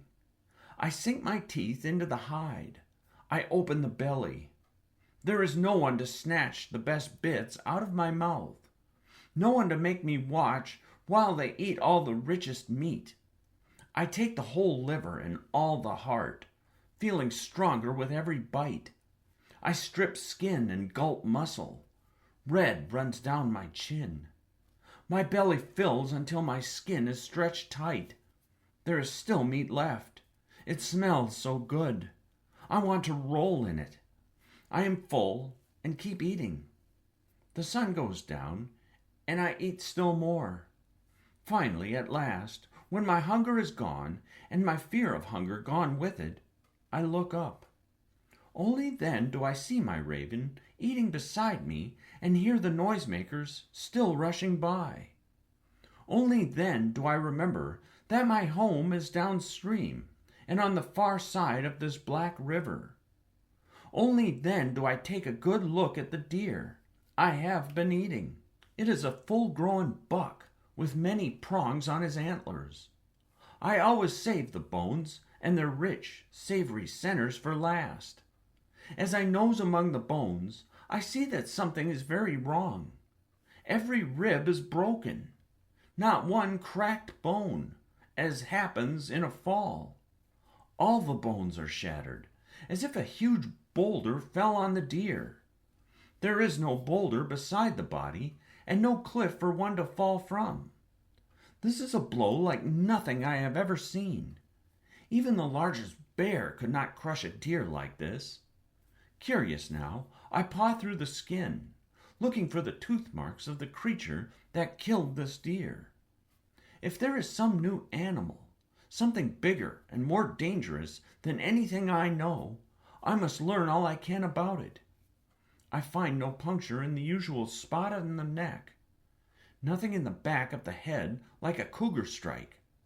No bite mark around the lower leg like coyotes make. But in the skin of the belly there are chips of ice. But this ice is warm to the touch and sharper than a bobcat's claw. There are a few more pieces of not ice on the ground, and even more on the bank. I have been ignoring the sound and stench of the Black River, but now I watch as a noisemaker goes by. It shakes the ground as it comes. It is so fast it makes a breeze in the still night air. I look at my raven and back at the trail of not ice. My raven bows her head to me, as if to confirm what I fear. A noisemaker did this, crushed this deer in mid-gallop, and kept going without stopping to eat or even get a nod of thanks to the life that sustain all who run on four paws. Mother was right. There is no understanding men. I shudder at the thought that I ever set foot on the Black River. I will never cross it again. My mountains are somewhere on the far shore, but I will never go home. I lift my head and call out to my lost family. I know they cannot hear me. Maybe none of them are left. Still, I call to them. I am here. I survived. No one answers. I drop my head, weary with sorrow. The raven leads me away from the Black River. I stumble after her to a cluster of birches and drop to the ground against their pale, smooth trunks. The raven speaks to me in a soft voice, but before I can work out what she has said, I lay down my head and dream of the mountains. Chapter 13. Fear. I sleep all through the night and long past sunrise. A full belly keeps me drowsy all day long. I should be happy, but I am haunted by my memories. After a hunt, there was always joy in the pack, howling, wrestling, games of chase. And when the celebrating was done, we would all lie down together, paws and tails overlapping, the comforting scent of my pack all around me. Sometimes I would keep myself awake just to hear the sound of them breathing. All is well. Mother would murmur to me, we are together. There is more food to eat. I should go back to the deer. But the thought of eating alone makes my tail droop clear down to the ground. When I finally stir myself, the moon is a pale yellow claw on the horizon, and my raven is head under wing in the trees above me. I shake from nose to tail. I square my shoulders and beat my front paws to the ground to test my strength. I growl as though I am a lead wolf, but there is no one to hear me, no one to share my food, no one to curl up with and rest. The pain of my injuries, the pain of hunger, is nothing compared to the pain that stills my wag and holds in my howl. Though I hate it, I go to the shore of the Black River one last time. I call out one last goodbye to my lost family. No one will hear me. I can barely hear myself, but I give them one last howl. It is all I have. As I turn to go, a noisemaker rounds the bend. Its fire throws a sweep of light across the far bank. In that light, just for a moment, I see a flash of amber. My heart skips a beat. It is a wolf. Another noisemaker, another sweep of light, and I can see black ears and a dark face with shining amber eyes. A wolf? A true wolf! I yip spin like a pup. I call to her. I breathe in the smells, searching for a scent of her. The smells of the Black River nearly choke me, but underneath them, yes, a female wolf. I yip spin again and call her over. She does not answer, but in the flashes of light that fall across her, I can tell that she sees me. She paces the far bank, strong and black and beautiful. She is young like me, a perfect hunting partner. Already I can feel her running shoulder to shoulder beside me. Already I can imagine licking her ears. How can I get her to cross? Food! Obviously food. I dash over to yesterday's deer. I sink my teeth into the meatiest leg and tug it free. A sweep of light from a noisemaker swings across the shattered rib bones. I drop the leg in horror. The Black River. It will kill her. I scramble back. The ground is trembling with the approach of the longest noisemaker I have ever seen. Danger! Stay away! I call to her. She lifts her head to howl, but as she does, the long noisemaker makes the death cry of a bull elk. It rings in my ears, drowning out the stranger wolf's voice. The rumble of it makes the little stones on the shore hop. The whoosh of air pushes me back a step. When my ears stop echoing and my eyes clear from the dazzle of light, the black wolf is still there, pacing the far shore. Do not cross! I howl. Already another noisemaker is on the way. She runs up the bank and then turns just in time. Stay back! I call to her. Even as I say it, I am stabbed with regret. I want her company here on the far shore, where nothing but strange ground lies before me. She does not back away from the noisemakers, and I love her courage, even as I am filled with horror at what might happen if she tries to cross. She calls to me, but her voice is drowned out. She tries again with a running start. I cannot bear to watch, but I cannot turn away. At the last minute, she shies away from the approaching noisemaker. I gasp with relief. But no sooner does the thing pass than she tries again. She is stubborn, more like Pounce than warm. How can I persuade her to stay away when she can't hear my warning? Do not die, I whisper. I cannot bear it. Not after Father. Not after Warm. I have had too much of death. I will not watch another. I lift up my head and howl along, No! My raven hears me. She braves the darkness to fly to my side, and something in her unblinking gaze reminds me of Growl. Growl had a look, a face he made, if we pups were about to stray out of bounds.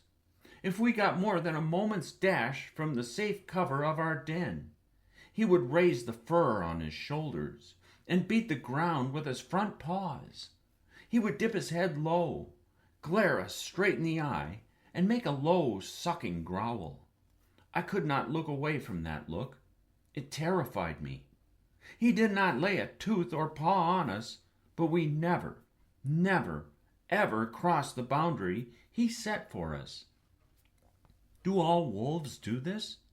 I have to try. I think about how Growl looked at me when I was about to cross a line. I moved directly across the Black River from the Black Wolf. I put my body in the pose of an angry pup watcher.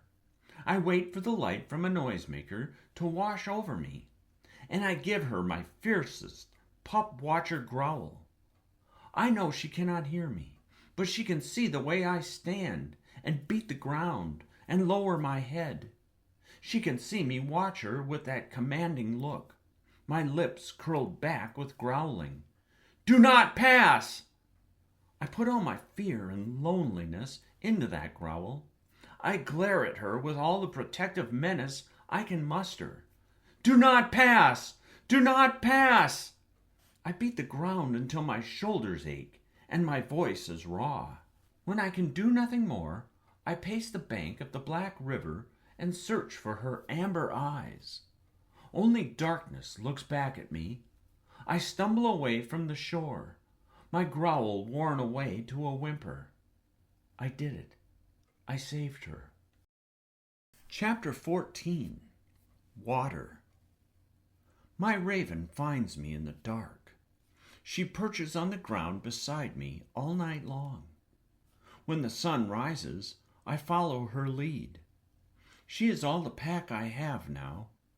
We leave the Black River far behind, and I am grateful. It is quiet on the flat ground and windy. It will be many days before I am hungry again, but by the time the sun is beating down on me with the full strength of midday, I am thirsty. The rocks get sharper as we travel. I slow to a trot and pick my way around them. I smell for water, but there is no trace.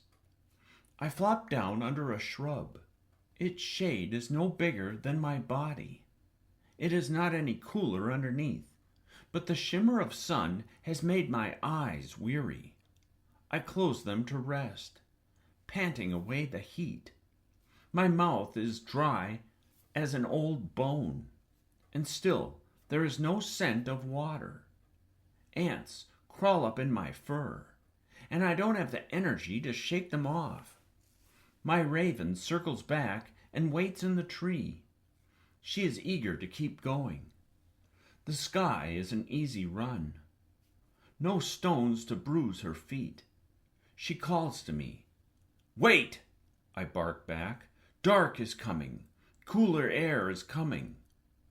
I saw my reasons as patiently as a wolf can, but my raven is not persuaded. She flies off again. I follow her, but slowly. The heat of the day passes, and we have not found water. But my raven holds to the sunset line as if she has flown this way before, and knows where water lives.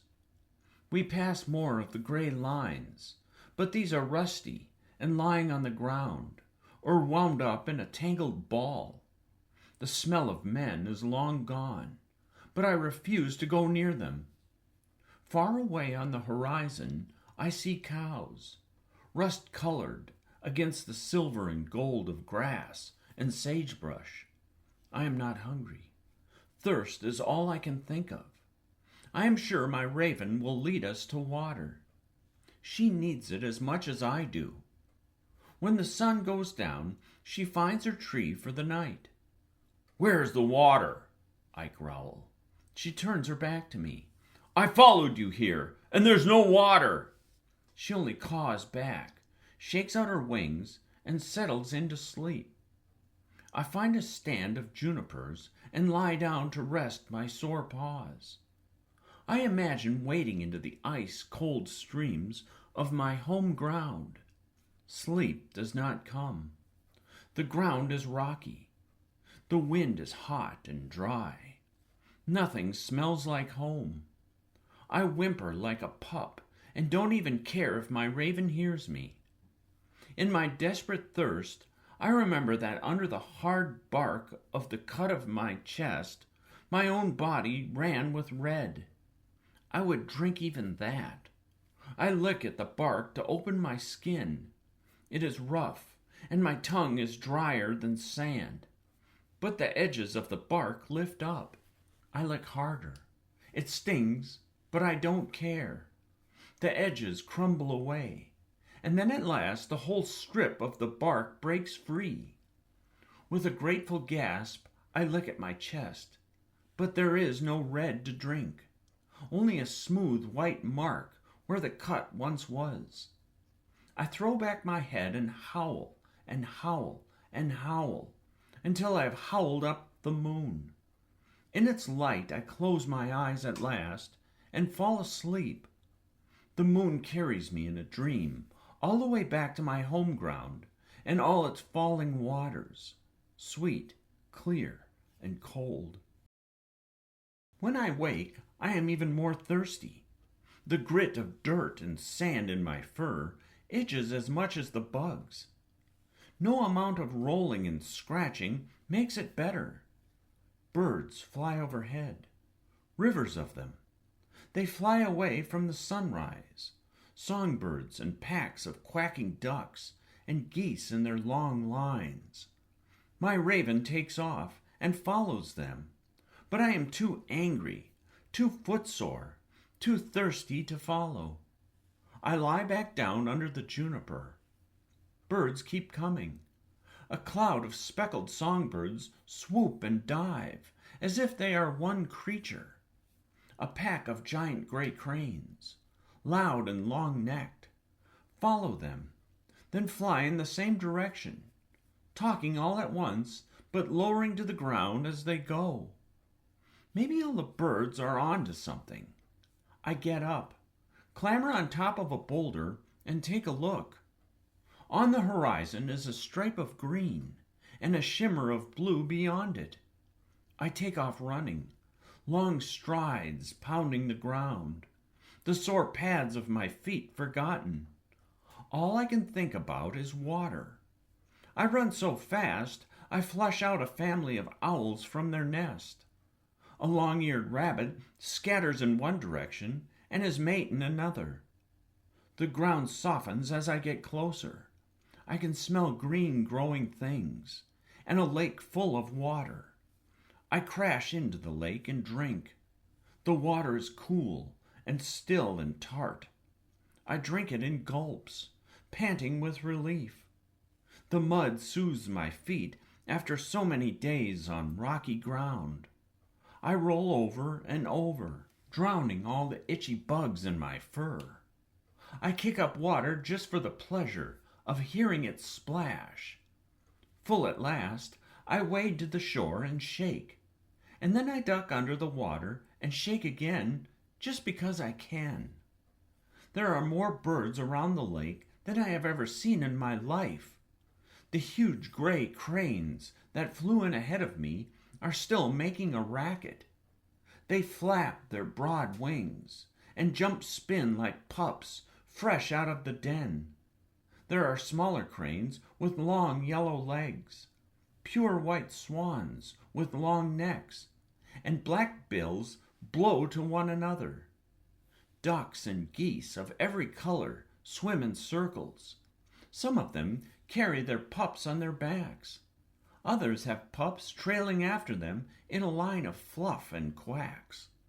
If a wolf didn't mind feathers, he could eat his fill. The warm wind dries my fur, and I look to the shoreline for a meal. Things with hooves come to the water at dusk. I will be ready for them when they do. I pick a spot where there are many hoof prints in the mud. I settle in the tall grass nearby and wait. As the shadows grow long, a yearling buck comes to the water. His horns are short, and there are no scars on him as tested bucks have. He is wary, but not wary enough. I spring on him and land the killing blow before he has time to run. He falls at the water's edge. I pause for a moment before eating. A moment of respect, as Father taught me. This is the first kill I have taken on my own. The little things, fish, snakes, raccoons, and mice, were nothing to celebrate. But this kill, Father would be proud of this. My raven will be hungry. We have not eaten in days. I call her and open the hide. Good things spill out in a warm, steamy pile. I take a few bites and call for my raven again. She led me to water all the way across the dry flats. I will be glad of her company over the meat. It feels wrong to eat alone. My raven doesn't come. I call her again. A whole pack of ravens rises up from the grass with a great rattling call. They come to me. They swarm around the meat. I am happy to share. I take the parts that are a wolf's due and settle into chewing as the ravens pick over their bits of meat. I search for mine among them, but they look all alike. I call to her, but none of them look up. I sniff the air, but ravens all smell the same to me. My raven had a bald patch on her chest, much like the white line on my shoulder. I look for it, and when I find her, I yip a greeting. She carries on eating and squabbling with her pack as if I am not there, as if kinship between a wolf and a raven is impossible, as if all the days we have traveled together mean nothing at all. When the shadows grow long and the air cools, every one of the ravens takes to the sky without a backward look. They roost together on the other side of the water, far away from me. My raven has her pack now. I have eaten my fill. There is more water than I can drink, and yet I have never felt so empty.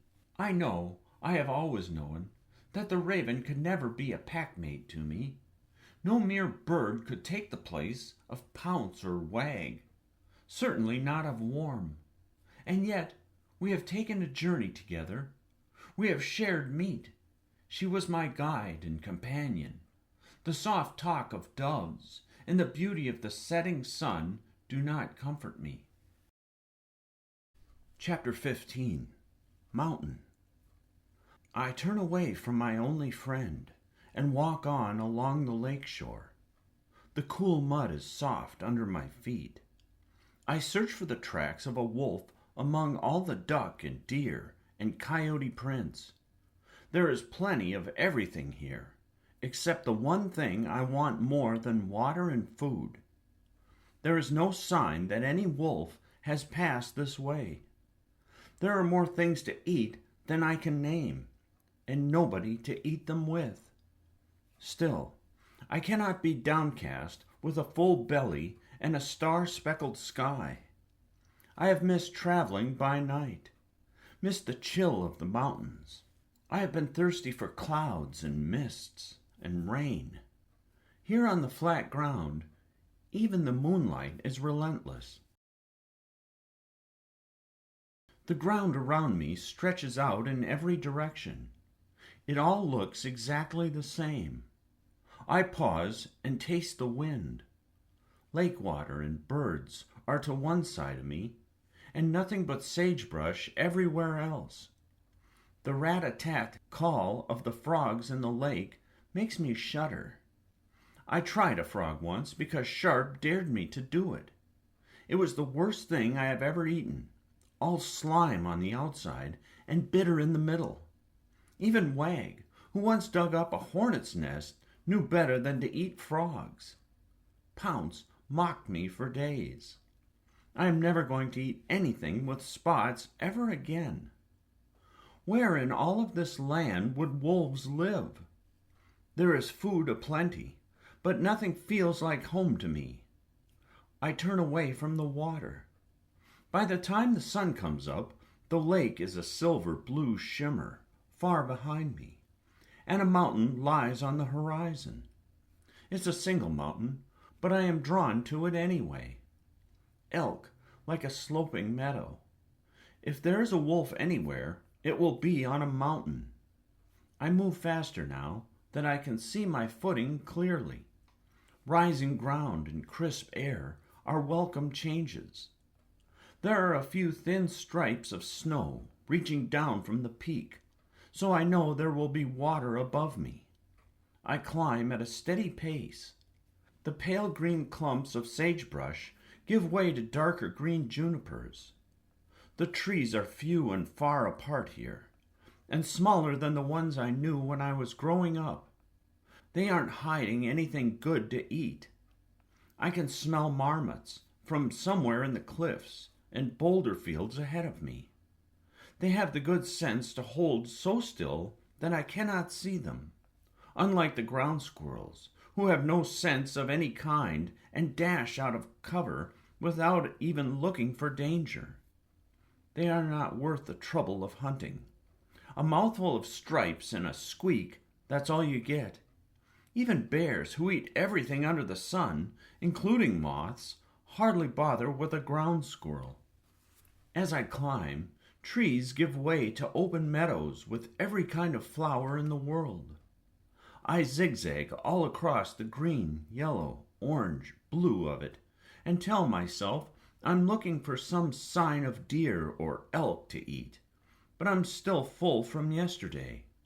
What I really want is a scent or track or tuft of hair from another wolf. This is a mountain. A mountain! There should be wolves. I have run for days and days. The moon has gone from fat to thin and is growing fatter again. Ever since I crossed the Black River, I have not seen a single wolf scat. No paw prints. No scent marks. I had brothers and sisters, a whole pack. I never imagined that the world could be so big, or that I could be so alone in it. I remember the wolf on the shore of the Black River, the one I drove away. I am not sorry that I saved her from being crushed by noisemakers. I want her to live, but I never wanted to be alone. There must be wolves somewhere, if only I knew which way to turn. I stop on a ridgetop at midday. I find a sheltered spot between boulders where the tall grasses cover me. A pair of vultures soars back and forth on the rising air. The drowsy hum of bees lulls me to sleep. In my dream, I hear the far-off drumming of hooves.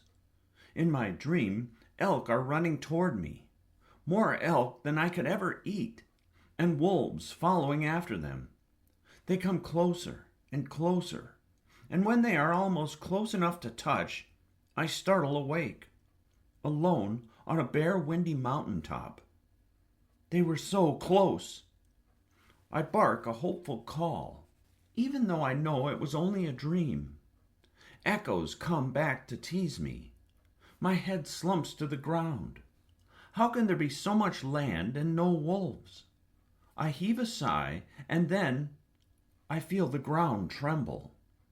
I listen, smell, all around me, but there is no hint of elk. I keep my neck and chin pressed flat to the rock. The ground trembles like it does when elk are on the move. I am not dreaming. The shiver on the skin of the earth grows. There is no elk smell. After a while, I can hear the hoofbeats coming up the mountain. They sound wrong. Something is off about the rhythm. I get to my feet, but keep low and ready to run in case there is trouble. I listen for the high-pitched calls elk make when they travel, but all I can hear is low, snorting grunts. Very strange. Whatever they are, there are many of them. I see their cloud of dust first, and then they come over the rise. Horses! Horses are the packmates of men. They always came into our mountains together. They took food from each other. I look, smell for men. The usual trap that sticks a man to a horse's back is gone. The lead horse is rounder than the rest, and the one at the back is the tallest. When they come to the open meadow below me, they slow to a walk and then stop to graze. The two smallest nip at each other's necks and have a race around the others. The tall one walks around the edge of the meadow, smelling the wind for trouble.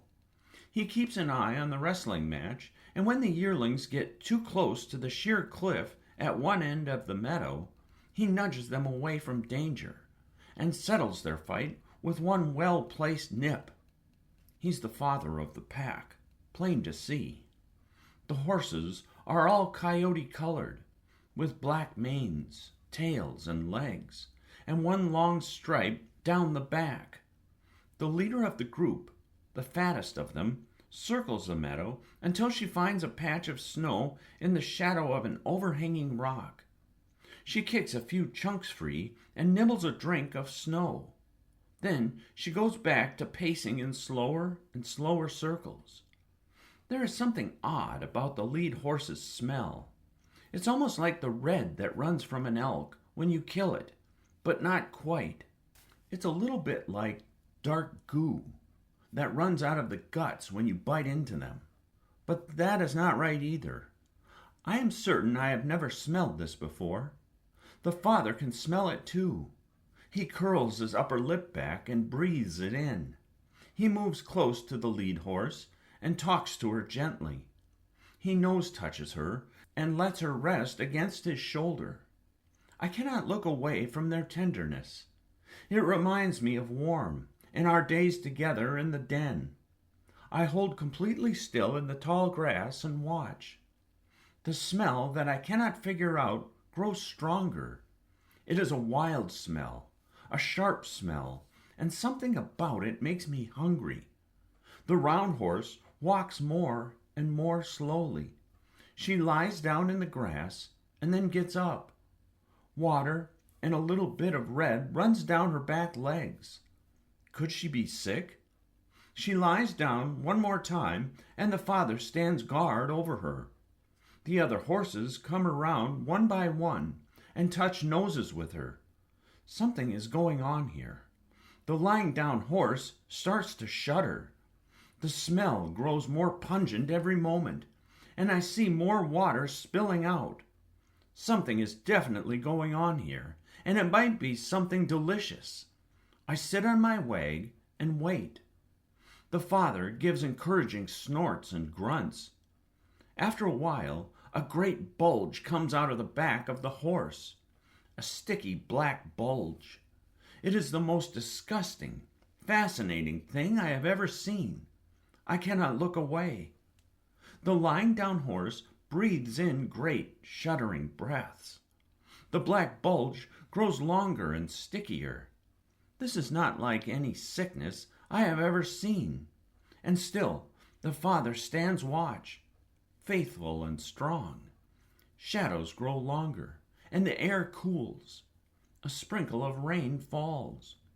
I lick the drops from the long grass, but still I cannot stop watching. The horse struggles to stand. She gets halfway up, only to flop back down as her bulge grows longer and longer. And then the slimy black thing splits open. 2 feet! Feet with hooves and knees that bend. I cannot believe it. There is a tiny horse inside the bulge, and the mother is having this little horse right now in the middle of her family. No den, no burrow, nothing. All her family is right there, watching and talking to her, touching her nose to nose. The grunts and cries go on, and then a head comes out all wrapped in the same sack that covers the legs. The father nips at the sack, and the head breaks free. The mother tries to half stand, and the rest of it comes out in a whoosh of waters and a burst of delicious smell. Chapter 16. Hunt. My stomach gurgles in anticipation. Pumps are tasty. Everybody knows it. When I was learning to hunt, Growl showed me how to take down a deer pup, just in case I was ever alone and hunting with a limp like him. It was sweet and tender, the bone so easy to crack, and the tasty middles of the bone fresher than any I had ever eaten before. The mother horse licks her pup, eating up the sack of skin that he was born in as she goes. The father rears up and gives a call that is full of the victory of new life. Something about his voice makes me shiver with dread. He gallops a wide circle around the meadow, shaking his mane back and forth over his broad shoulders. He makes steaming, smelly piles to mark his home ground. I take a good look at those hooves and remember the elk that almost killed me. The sound of my own bones cracking rings clear in my memory. My shoulder aches to think of it, and I lick the white mark on my skin for comfort. This father of horses is not as tall as an elk, but he is just as broad and strong. His golden brown coat shines in the slant of afternoon sunlight. One kick from him, and I might never walk again. I want no quarrel with him. The rest of the horses come up to the newborn. They nose touch and speak softly. They stroke the mother's sweaty neck and sides. They urge her to stand. They walk around and around her, never stepping on the little one as it lies drying on the ground. They are careful and kind, a pack just like mine. The father looks at his family and snorts with pride. I want this. Not just any pack that will take me in. I want to lead a pack. I always wanted to be the boss of Sharp, just to prove that being the fastest matters more than being the biggest. I always wanted to look after Worm and hunt for him and keep him safe. But this is more, so much more. I want home ground. I want to wet mark a place of my own, a good place, full of trees and elk. I want snow and rain and room to run. I will never stop looking. The thought of finding my own home ground and earning a family makes me want to howl up to the moon, even if I am the only wolf howling. This is no time for a howl. I should move on. I should leave the horses in peace. The sun has hit the horizon, and I use the last of the light to choose a path off the mountain, a path that will not cross the meadow, the horses' home ground. I am about to go when I hear a rock behind me roll downhill. Instantly, I am on my feet and wary. I did not smell anyone coming, did not hear anyone. That can only mean one thing. A hunter is nearby. I scan the boulder field behind me and find it. A cougar. The pup stealer.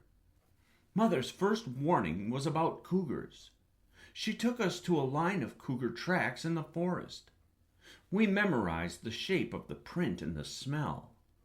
Mother described the color of the fur and the markings on the face. He is the silent hunter, she said. He climbs trees. He attacks from behind, and always, always, he steals the young. Beware! I look over my shoulder at the horses in the meadow. They are settling in for the night, wrapped in the warmth of the new pup and each other. Even the father is weary and puts his head down to rest. They have no ravens to send up the alarm. I check my escape route. I am no little pup to be stolen in the night. The new horse is what a cougar would want. I should walk away. But the horses are not sneaking, solitary creatures. They are not mindless grass eaters like sheep. They are a pack. I could warn them. I should. A cougar is bigger than me. He can jump rivers I have to swim, and leap into trees like a bird. With a pack at my side, I would not fear him for a moment. But I am on my own, and cougars are treacherous. It is coming into range. In a moment, smell will give me away. I make my choice. I give one sharp bark. It is all the warning I can spare. I bolt from the ridge top. I am fast, but a cougar is faster in the short run. I pour on the speed, taking the steepest route I can find. The father is up in an instant. He gives an answering cry. He drums the ground with his hooves. The whole pack responds. I hear them galloping circles around the little one. They call their threats to the cougar, their voices joining together, almost a howl. I do not hear the death cry of a stolen pup. The cougar has left the horses alone. It must be hunting me now. I zig and zag, looking over my shoulder. A cougar can run as silent as a shadow. I will never hear it coming. I am ready to fight if it comes to teeth and claws. I leap over boulders. The horses are far behind me. I cannot even smell them. I put all my hope in speed. My paws pound down the mountain, straight down. I keep to open ground, where I will not be taken by a leap from an overhanging ledge.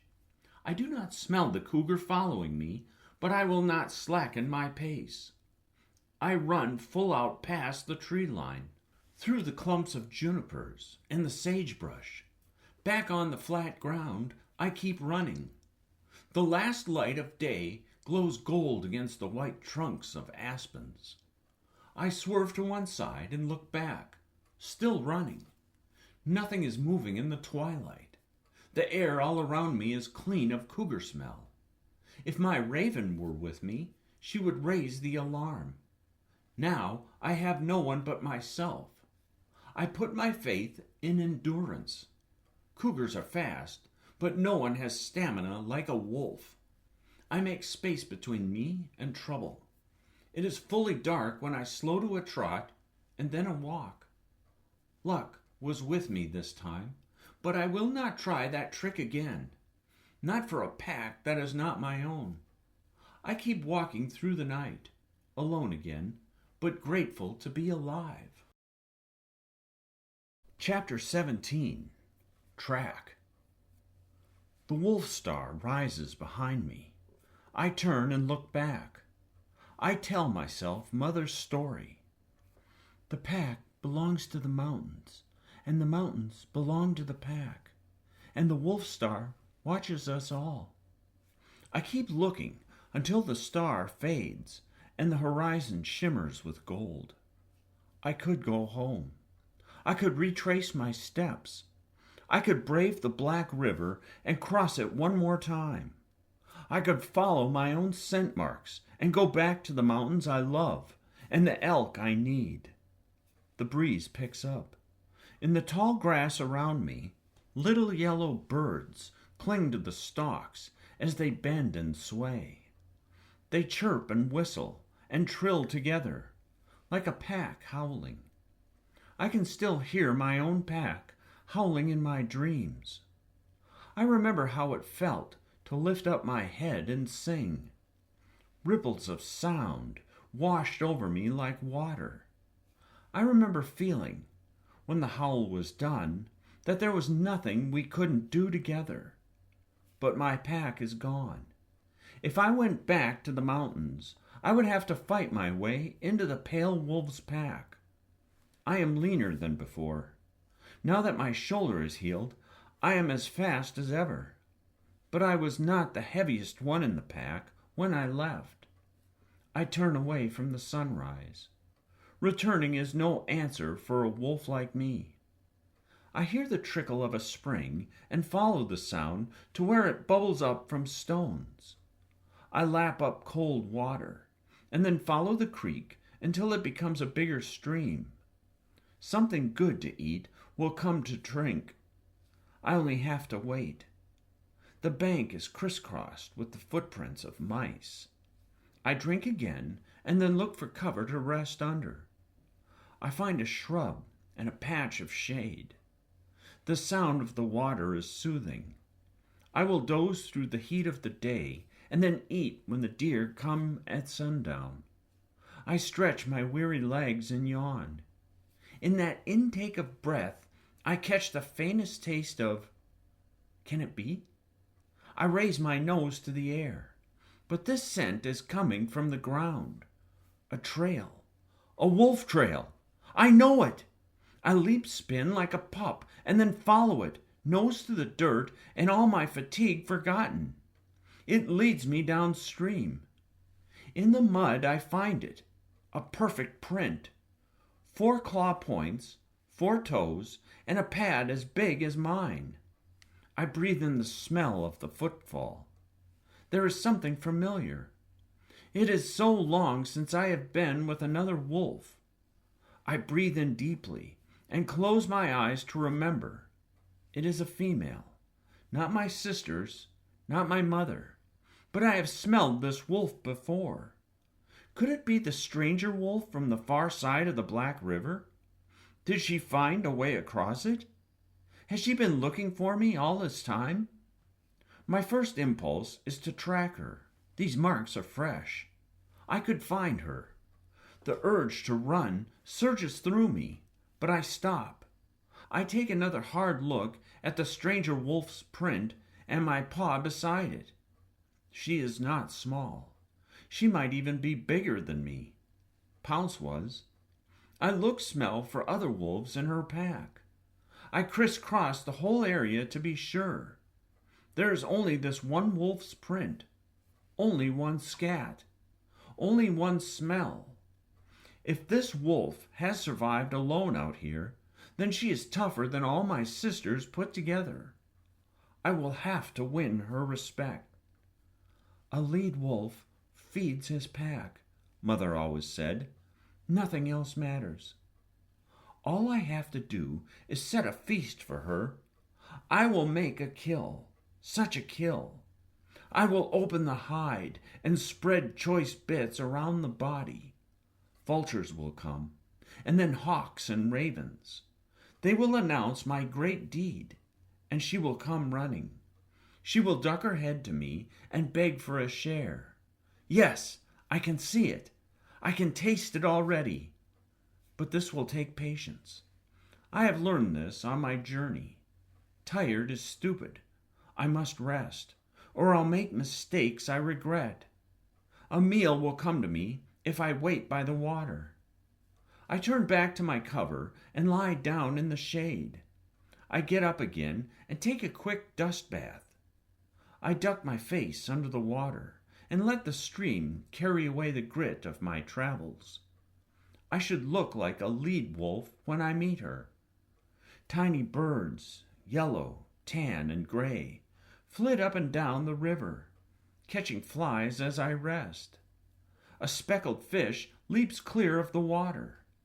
My ears perk up at midday when I hear the footsteps of deer, cautiously working their way to water. The urge to hunt washes over me, making my heart run fast. I am stronger now than I have ever been.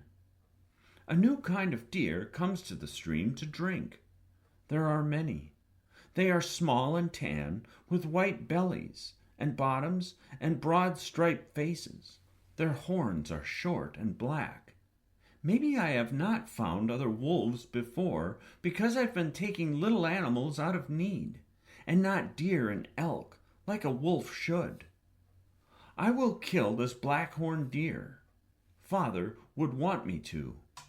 I can never get him back, but I can make him live in my hunting. I will howl his song over the meat. The stranger wolf will come to me. If I feed her, she will follow me like mother and song and growl followed him. If I feed her again, she will follow me again. And if I feed her all through the winter, she will never leave me. I pick out the finest buck in the group. His black horns have 2 prongs. As he leans down to drink, I spring forward, closing the ground between us. The others scatter in all directions, but I have marked my meat. He runs like a falcon dives, straight and fast, with no thought but speed. I stretch out the length of my strides, covering the ground between us. I can smell his fear. I will bring him down. It is the only trick I need. I watch for fatigue to make the strange deer stumble, but he runs on, as water runs, smoothly, easily, dodging around rocks with no effort. The day heats up, but I have taken plenty of water. I can run until sundown. I leap the shrubs he dodges around. The stream is far behind me now. We both run with our mouths open. The dry air wearies me, but there will be plenty to drink when the buck falls. He keeps running. I match him stride for stride. He kicks up puffs of gritty dust. I keep pace, but cannot pull ahead. I look for a trap to drive the buck into. A creek, a cleft in a rock, a thick cluster of shrubs. The water is far behind us now, and there is nothing on the horizon but pale tufts of grass and sagebrush. I am tired, but I will run forever if that's what it takes. Even so, the black-horned buck pulls ahead. My feet pound the ground in time to my heart. Front, front, back, back. And still the strange deer runs on, as swift as I am strong. There is no catching him. My heart aches, and I am gasping. I slow to a trot, and then to a walk, huffing dust out of my nose. My feast is gone. My hope of finding the stranger wolf gone with it. Why would she stay with a wolf that can't take down the smallest deer there is? I find a long-eared rabbit hiding in a dip in the ground underneath the sagebrush. In one pounce I have him, and in 3 bites he's gone. Coyote food. I hang my head and kick up dust as I walk. For the first time, I am glad Father is not here to see me. Glad he doesn't know what kind of a wolf I have become. A wolf who deserves to be alone. I trot onward, looking for a clump of junipers, some shade to rest in. Nothing. Yellow dirt, red dirt, black dirt. This is no land for a wolf. Maybe a fox, willing to live on mice and rabbits alone, could make a life on this bare ground. I drop to a walk, but keep going. The sun makes its own walk across the sky, and my shadow is all the company I find. I rest in the hottest part of the day, and then keep walking as the sun sinks. I cannot bear to search the sky for the wolf star. A half moon stands above me, and I am half a wolf in its light. No elk, no mountains, no pack. I throw back my head to howl, but my throat is empty. Chapter 18. Run. I walk on through the night and into the morning. I zigzag across the desert, looking for some trace of the stranger wolf. There is no sign of her. I do not know where to go. I only know that the ground under my feet could never be home ground to me. I could survive on it, but I could never love it like I love the mist-covered mountains of home. I lift my head to pick up the scent of the stranger wolf. She could be anywhere from horizon to horizon. I walk, trot, run, rest all day, but there is no trace. No track of her paw, no scent in the air, not even a gathering of hawks and crows to mark where she is hunted. I miss my raven as I have not missed her since I left the lake shore. I press on through the night, looking by ear and nose. For days I keep searching. She is here somewhere. I call for her, and only silence comes back. I cannot find even the company of an echo. When the sun rises again, I see iron-gray mountains ahead. Mountains! They will have trees and meadows and elk. Mountains will have cool air and elk, soft needles to rest on and elk, cold water to drink, and endless packs of deer and elk. If there are any wolves in this wide, empty land, they will be in the mountains. If the stranger wolf sees the mountains, she will want them as much as I do. I journey on, my hope rekindled. All day the mountains grow taller, rounder, and darker. The wind picks up. As I go on, the grasses become taller and thicker, and the ground softer. I come to a pool to drink, but the water smells sour, and warm steam rises from it. I peer into the depths of the pool, but nothing alive is in there. I'll drink somewhere else. By evening, I can see they are not mountains, but clouds. Only clouds. They are tall and dark and full of rain. I do not give up. Rain clouds gather in front of mountains as ravens gather over a kill. And the smell of rain, even the rain that has not fallen, gives me courage. I lope toward the clouds, and they come toward me. I can taste the water in the air and feel it on my skin, but the rain does not fall. The wind blows harder, throwing bits of grass in the air, and thunder rolls, but still no rain. I travel through the night with the sound of thunder on all sides. Flashes of lightning dazzle my eyes. Fire weather, Growl would call it. On a summer day, when a plume of smoke rose up from the forest after lightning, he would gather us pups together and tell us about the fire that made him lame, about the patch on his rear quarter where fur would not grow again, about the run of his life. Fire doesn't care how brave you are, Growl would say. Fire doesn't care how strong you are, he would say again, because Sharp was never listening. He would go on and on.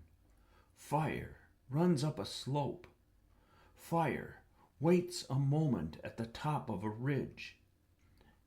And always, always, you must seek water. I sample the air. In front of me, the air is clean, but a steady headwind hides all smells behind me, and there is no lake to shelter in if fire comes. I can only hope for rain. I dream of rain when I stop to rest. I can smell it in my memory, but rain does not fall. In the morning, the clouds are taller and blacker than before, but they have passed behind me. I press on, more thirsty than hungry.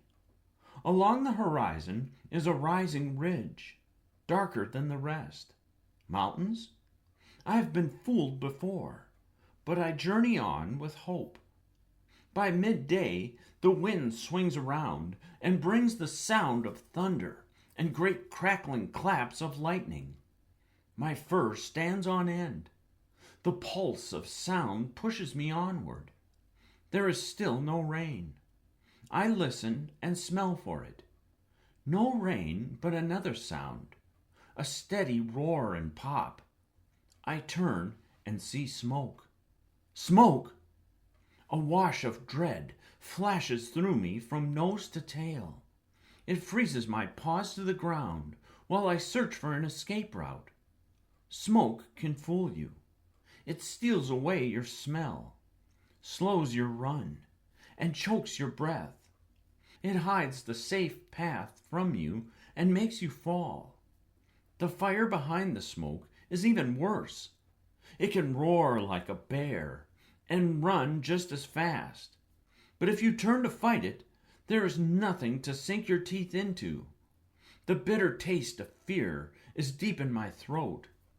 There are things a wolf can fight and things he can't. I must run, but where? If my raven were here, she'd show me a path.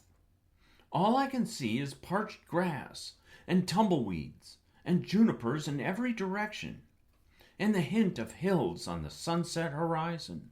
Water runs from high ground to low. If there is a hill, somewhere a stream will run down from it. Seek water, Growl said. It is my only chance. I run, not a sprint, but a gallop. This will be the test of me. It will take every scrap of strength I have gathered in this long moon circle of traveling. I lope steadily, keeping my eyes on the ground. I cannot afford to stumble. I imagine my pack running alongside me, warm and wag, pounce and sharp. Mother would lead the way with song, and Father would run rear guard with growl. I can almost feel them brush up against my shoulders and nip at my tail. Never give up, they say to me. You are the fastest of us all. I will follow you anywhere. Carry on, carry on, carry on. The roar of the fire grows. A bitter smell billows around me. The wind that pushes the fire pushes the smoke ahead of it. The hills grow larger on the horizon. Two of the shimmering green birds zip past me. They hover for a moment and rest on my shoulders. They weigh nothing at all, but I can feel the flutter of their tiny hearts. It gives me courage. A few moments rest, and they are on their way. Two green streaks of lightning. I mark their path and follow it. The smoke turns the sun amber, and then red, and then earth brown. The bitter smell of it clings to my fur and scalds my throat. Birds crowd the sky ahead of the fire. Crows and songbirds, eagles and cranes. They fly low, and I follow them. My nose and ears tell me the fire is closer. I blink, stinging grit out of my eyes, and keep running. The black-horned deer appear out of the smoke beside me, their long tan and white necks stretched forward as they run. Tiny gray horses, with their big ears twitching in panic, appear like ghosts on my other side. They run in a pack. Yesterday they would be food, but today I wish them life. I feel the ground rise, and through the haze of smoke I see shrubs and a few thin-trunked alders and aspens. They are the first taste of bigger things to come. I press on, breathing hard. Jackrabbits and coyotes run side by side like packmates. The smoke confuses my smell. The roar of fire drowns out everything I might hear. The fire leaps ahead of me on one side. It crackles through the grass. It hunts the juniper trees, climbing up them with a great whoosh and a bang as the trunk pops open and a shower of sparks rain down. The air shimmers with heat, and I swerve away from the flames. As I climb into the hills, the pale trunks of alder and birch appear in the smoky twilight. They are streamside trees. I can only trust that they are marking the path to water.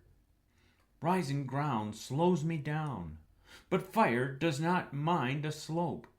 It picks up the pace. I bite back panic and run flat out, ears back and heart pounding. There must be water somewhere. The roar of the fire is all around me. I hear the snap and boom of burning trunks, the crackle and hiss of burning needles. Fire leaps from one tree to the next, raining down sparks and flaming branches. I dodge away. Another burning branch flies through the air and lands on my path. I dodge again. Flames light up the smoke-darkened sky and cast flickering shadows. My shoulder begins to ache as the land rises more steeply. There is a ridgeline ahead. I make for it, hoping Growl was right. Sparks eat into my fur like biting flies. A rabbit running beside me stumbles, rolls ears over tail to a stop. I do not stop, but I hear him scream. Runners around me stumble. I fight to keep my feet. The wind lifts burning weeds and grass and branches swirling into the air. They form a great spinning plume of fire taller than trees, taller than clouds. It sweeps across my path. I duck away and it swirls toward me again, cutting off my escape. It lights the grass as it goes, putting me in the center of a circle of fire. I skid to a stop. Heat presses me on all sides. My nose and lips blister and crack. Everywhere I turn, there is no escape. My throat is too dry for a howl, too dry for even a whimper. Carry on. My father's voice is in the beating of my heart. I am desperate to go, but which way? I turn and turn again. I cannot see beyond the flames. Carry on. I will not bow down to this fire. I cannot. Even as the unburned circle of grass where I stand grows smaller, I squeeze my eyes shut against the wind. The ground under my feet slopes down. Water will flow down. I turn to the downhill side of the ring, eyes still closed. I gather myself for a great spring. I burst through the swirling circle of fire. I hit the ground on a downhill slope. I roll over and over in the dirt until the smell of burning fur is gone. I spring to my feet and run. The fire is on my heels, scorching my paws. Fire is above my head, singeing my fur. Burning branches topple and light up more trees. The ground gets steeper, and I pour on the speed. Carry on, carry on. I promise it to my father, my pack, myself. Above the tornado of fire, I cannot hear or see or smell water, but it must be there at the bottom of the ravine. I press forward, stumble, roll to my feet, and run again. And there it is. Not just a stream, but a river. A river! I fall in. Ah, sweet relief. I duck all the way under, killing every spark in my fur. Cooling, soothing, saving water. At last, I swim downstream, around a bend to a wider spot in the river with a broad, sandy bank on one side and bare rocks on the other. We stand in the water together, coyotes, deer, rabbits. Though I am hungry, I cannot stir the desire to hunt. Fire rages up to the water's edge. Burning trees pop, crack, and topple into the river with great hisses of steam. The heat is blistering. I duck in up to my shoulders. The river runs fast and cold and true. I have never been so grateful for water. In the fire's yellow-orange light, I look among all the animals for the amber eyes and black ears of the stranger wolf. The smoke is so thick I cannot even smell the buck standing right beside me. I search in the strange midday twilight of soot and ash. Black-horned deer stand dazed, their sides heaving from the run. Songbirds rest on their shoulders, completely spent. Beside them stand a bear and her pup.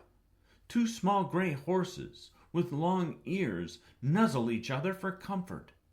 Many have survived, but the stranger wolf is not here. All this time, all this long time, she was traveling, alone, just like me, and I never found her. At the water's edge, the fire burns out. One moment the flames are shoulder high and crackling, and then they are snuffed out. Trees and shrubs still glow with fire, but the grass is gone, devoured. Nothing of it remains but smoke and a shimmer of heat.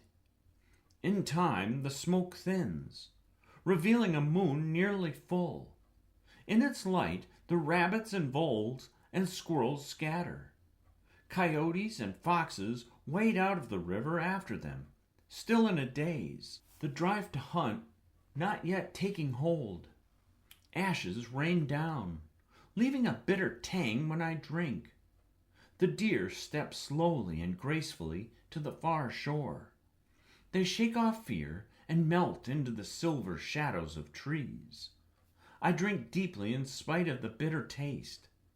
I walk up the green bank alone on the far side of the river. I drop to the ground, lick my scorched paws, and fall asleep. Chapter 19. Howl. The smell of smoke wakes me with a start. I spring to my feet, wincing as my scorched paws hit the ground. I look, spin. The smell of smoke is everywhere, but there are no flames in sight. I shake the ash out of my fur, look to the river for any sign that the fire has crossed. There is no roar and pop of flames, only the steady rush of the river. The sun rises rusty orange through the haze. I blink away the sting of smoke and bark black soot out of my mouth. I look, spin again, slowly this time. The deer and rabbits and birds, all the animals from the river yesterday, are gone. I drop my chin to the ground, and a puff of ash rises out of the grass and pine needles. They will not eat this grass, not until the rain has washed it clean. I stretch, bone weary, turn twice, and flop back down on the ash, crunchy grass. I sleep and wake and sleep again, long into the day. I yawn and stretch as the sun falls down behind the mountains. By moonrise, the wind shifts, carrying the smoke back over the burned ground. Floating ash and soot move on, and the river water tastes sweet again. I drink my fill and then gaze at the scorched earth on the far side. It is black as far as I can see. If the stranger wolf is out there, she is once again on the opposite shore. There is no tracking over burned ground. I will never find her. The moon is bright enough to cast shadows. It was last full like this when the pale wolves came over the mountains to kill my family. I have journeyed so far since then, I am not that wolf anymore. I follow the river with a heavy heart, but with each step, these mountains feel more like home. My old friends, the pines and firs, greet me, and huckleberries. They are not quite ripe, but I can smell the bears that have come by to check on them. The air is cooler as I climb. I can smell the homes of rabbits and ground squirrels. Deer trails meander from one meadow to the next. I rub up against the familiar bark of a hemlock tree as if greeting a packmate. I top the ridgeline, and cooler, moister air meets me, swirling from one rocky peak to the next. Mountain upon mountain stands before me, and my heart soars at the sight of them. There are new trees here, and smells I have never met before. Something little and dark brown, like a weasel, but with a duck's webbed feet, hunts fish in the creek bed below me. A chubby, wet, wormy thing with legs darts in and out of its hole to eat spiders. I could watch that trick all night. I walk on, breathing in the new and the unfamiliar smells, until I stumble upon a gigantic tree. It smells like no other. It is thick-trunked and the color of fox fur. The needles fan out like a bird's wing. I look up and up and up. Eagles could not find the top of this tree. A chill runs through me at the sight of it. I lower my tail and nose touch it with respect. The father of trees. I curl up to rest in the soft, springy tree droppings. The familiar deep hoots of the big owl and the short, high screeches of the little owl keep me company through the night. Thinking of my family, I search the homeward horizon for the wolf star. It will rise just ahead of the sun. I miss my family more than I have missed them my whole journey long. They should be here with me. I have been running all this time, wildly hoping that someone survived, hoping they would find my tracks and follow them.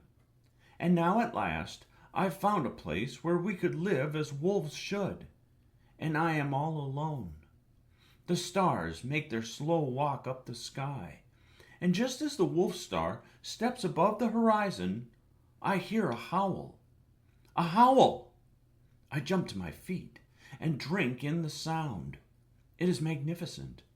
None of the yipping and yapping coyotes make, not the grunts of a bear, not the yowls of a cougar, nothing but long, clear "ooh" that echoes from the hills. It makes my fur stand on end. I turn to face the voice. I lift my head to smell for its maker. The wind is blowing the wrong way for smelling, but the voice, it cannot be far.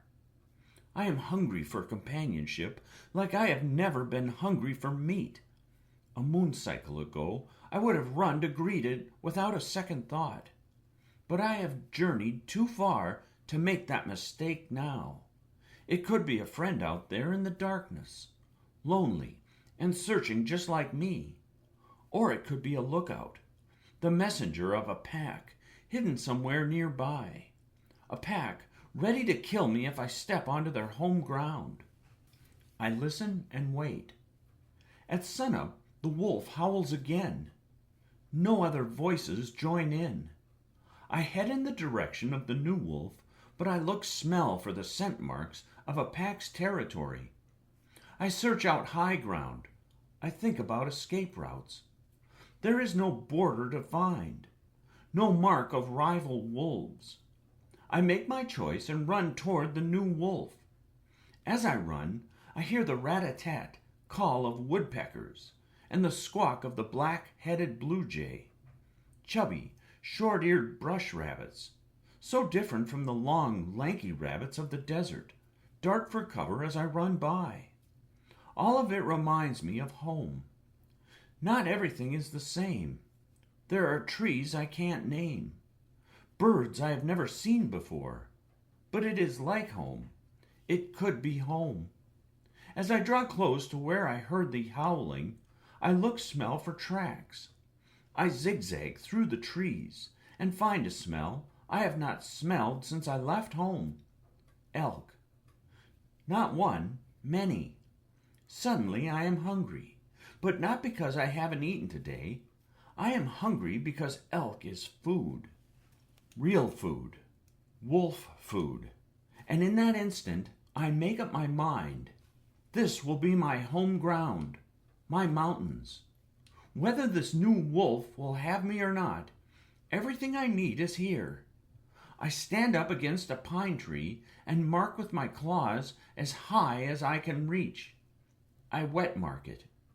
Not the faint, gentle smell marks my feet make. Not the marks that say, "Here I am. Follow if you like." This mark says, "Mine. Mine for living. Mine for hunting. Mine until you kill me to take it away." Chapter 20. Pack. I am ready now. I howl to the new wolf. I pull all my strength and all my hopes into the howl. The echo of it rings from the mountain tops, and into the silence that follows comes a lower, sweeter howl. I drink in the sound, and in my joy I almost answer back in the tail-wagging yips of a pup. I stop myself mid-wag and give a dignified howl. A howl that would do my pack proud. The new wolf howls right back. I lift my head and taste the wind. Yes, she is on the ridge across from me. A good night's run. I would not care if it were 10 nights' run. I will not stop until I find her. I take the ground between us like a bird takes the sky. I remember when Father came home from the hunt. We all crowded up to him, bowing our heads and lowering our tails. He went among us, tapping each of us on the head, showing us that we belonged to the pack, promising to always feed us. I want to be a wolf like my father for this new wolf. I have not even met her, and already I want to take care of her, hunt for her, protect her. I work my way down the ridge and into the valley between us. There are elk to hunt. There is home ground to mark, a den to dig, and a night sky waiting to be filled with howling. I work my way up the opposite side. She calls out to me again and again from the same place. She is guiding me to her. Hope rises in me, and I sprint the last upward stretch. The fox-colored trees with the bird-wing needles are thick on the ground here, and ferns and huckleberries. One last call, so close, and there she is, a raven-black wolf pacing in a meadow before me, a black wolf with amber eyes. I breathe in her scent, remembering it is the stranger wolf from the far side of the Black River. I would know her anywhere. I hold still, practically holding my breath just to look at her. I woof to her. She is so beautiful, I can't look away. I woof softly to her again. I have traveled a long way to find you. I stand my tallest. I hold up my ears and tail and walk toward her. She holds my gaze and growl woofs in return. She holds her ears and tail up tall. She is big. The closer I come, the more I see that she is just as tall as me, and as broad in the shoulder. The young wolf that ran away from his home ground would have been afraid, but I have left that wolf far behind. I am more than swift now. Speed is not the only thing I have to offer.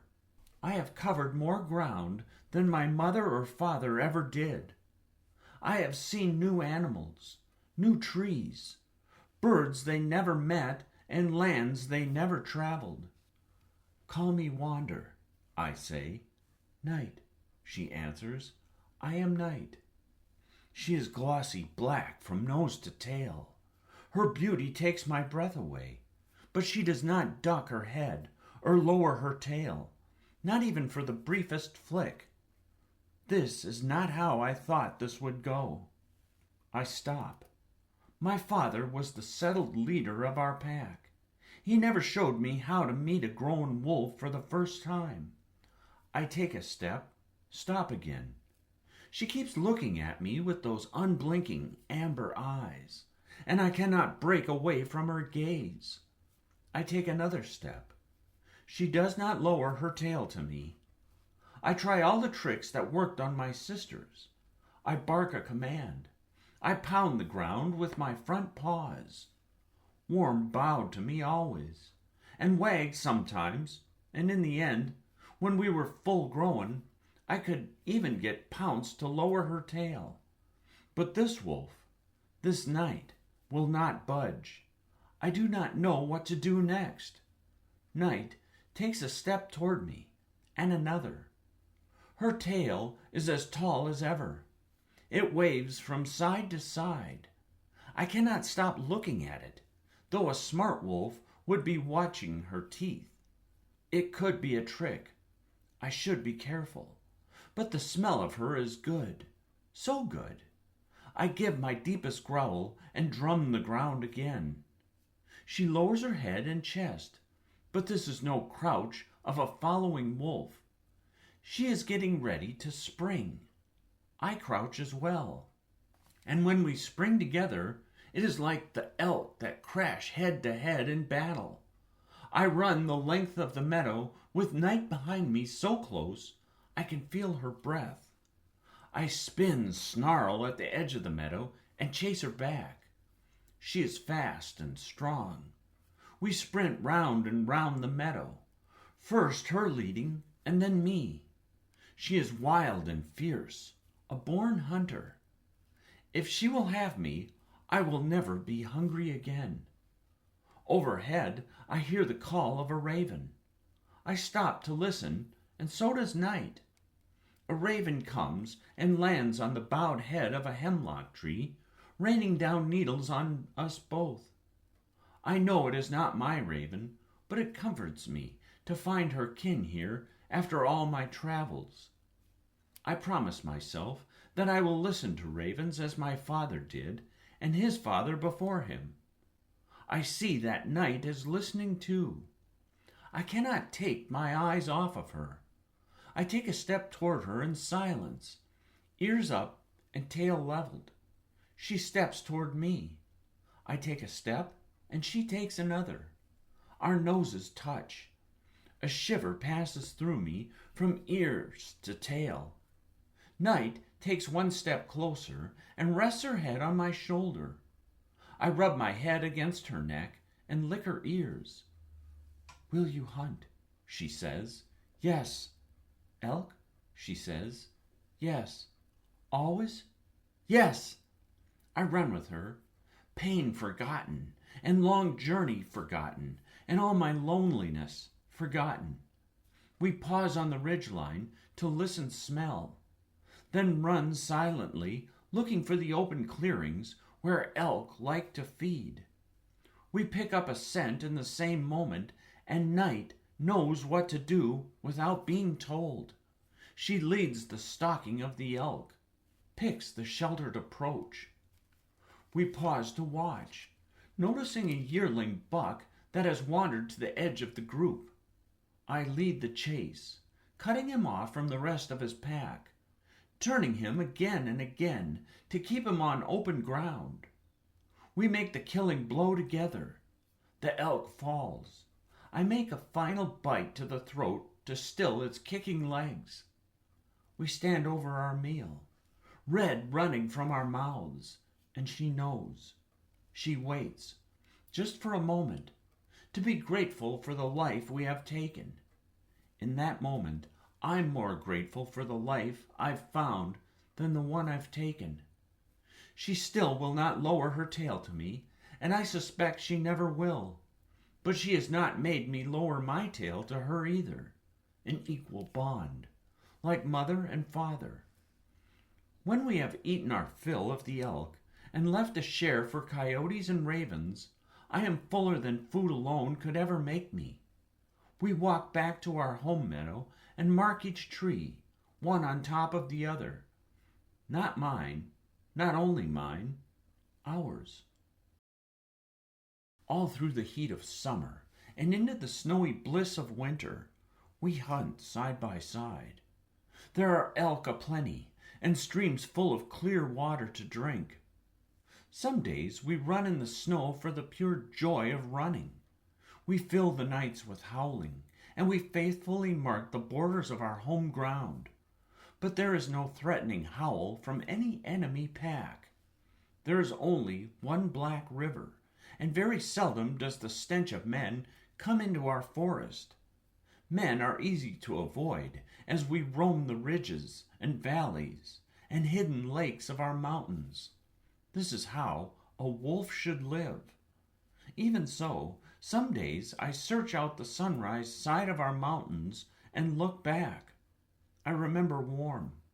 I send my howl to him on the wind, not because I think he can hear me. I call to him because in my heart I want to believe that he is on a mountainside somewhere, with good wolves all around him, and plenty of elk to eat. I want to believe that even in his happiness, he will always look for me. The smell memory of my brother has followed me all this way, across rivers and deserts, and mountains and burned ground. I breathe in the memory, knowing that we will always and never be together. Winter holds the mountains in its frozen grip, but as the days grow long, it melts into spring. Night becomes quiet and more mysterious than before. She digs a deep den in the most hidden valley of our home ground. We line it with grass together, and then she hides herself away from me. For days and days, I hunt alone and bring her the best of everything. I do not howl, cannot howl, while she is hidden from me, but I watch for the wolf star on the morning horizon. I wait and hope. The moon swells from a sliver to a circle, and just when I think my night will never come back to me, I hear voices deep inside the den. My night and 3 voices more. Our pups begin in darkness, but my nose tells me they are mine. Ours, a pack of our own. I nose touch my thanks tonight. I lick all 3 pups from ears to tail, memorizing every squirming bit of them. Every step of my journey was for this, beautiful this. I lift up my head and sing their names to the wolf star that watches us all. The end.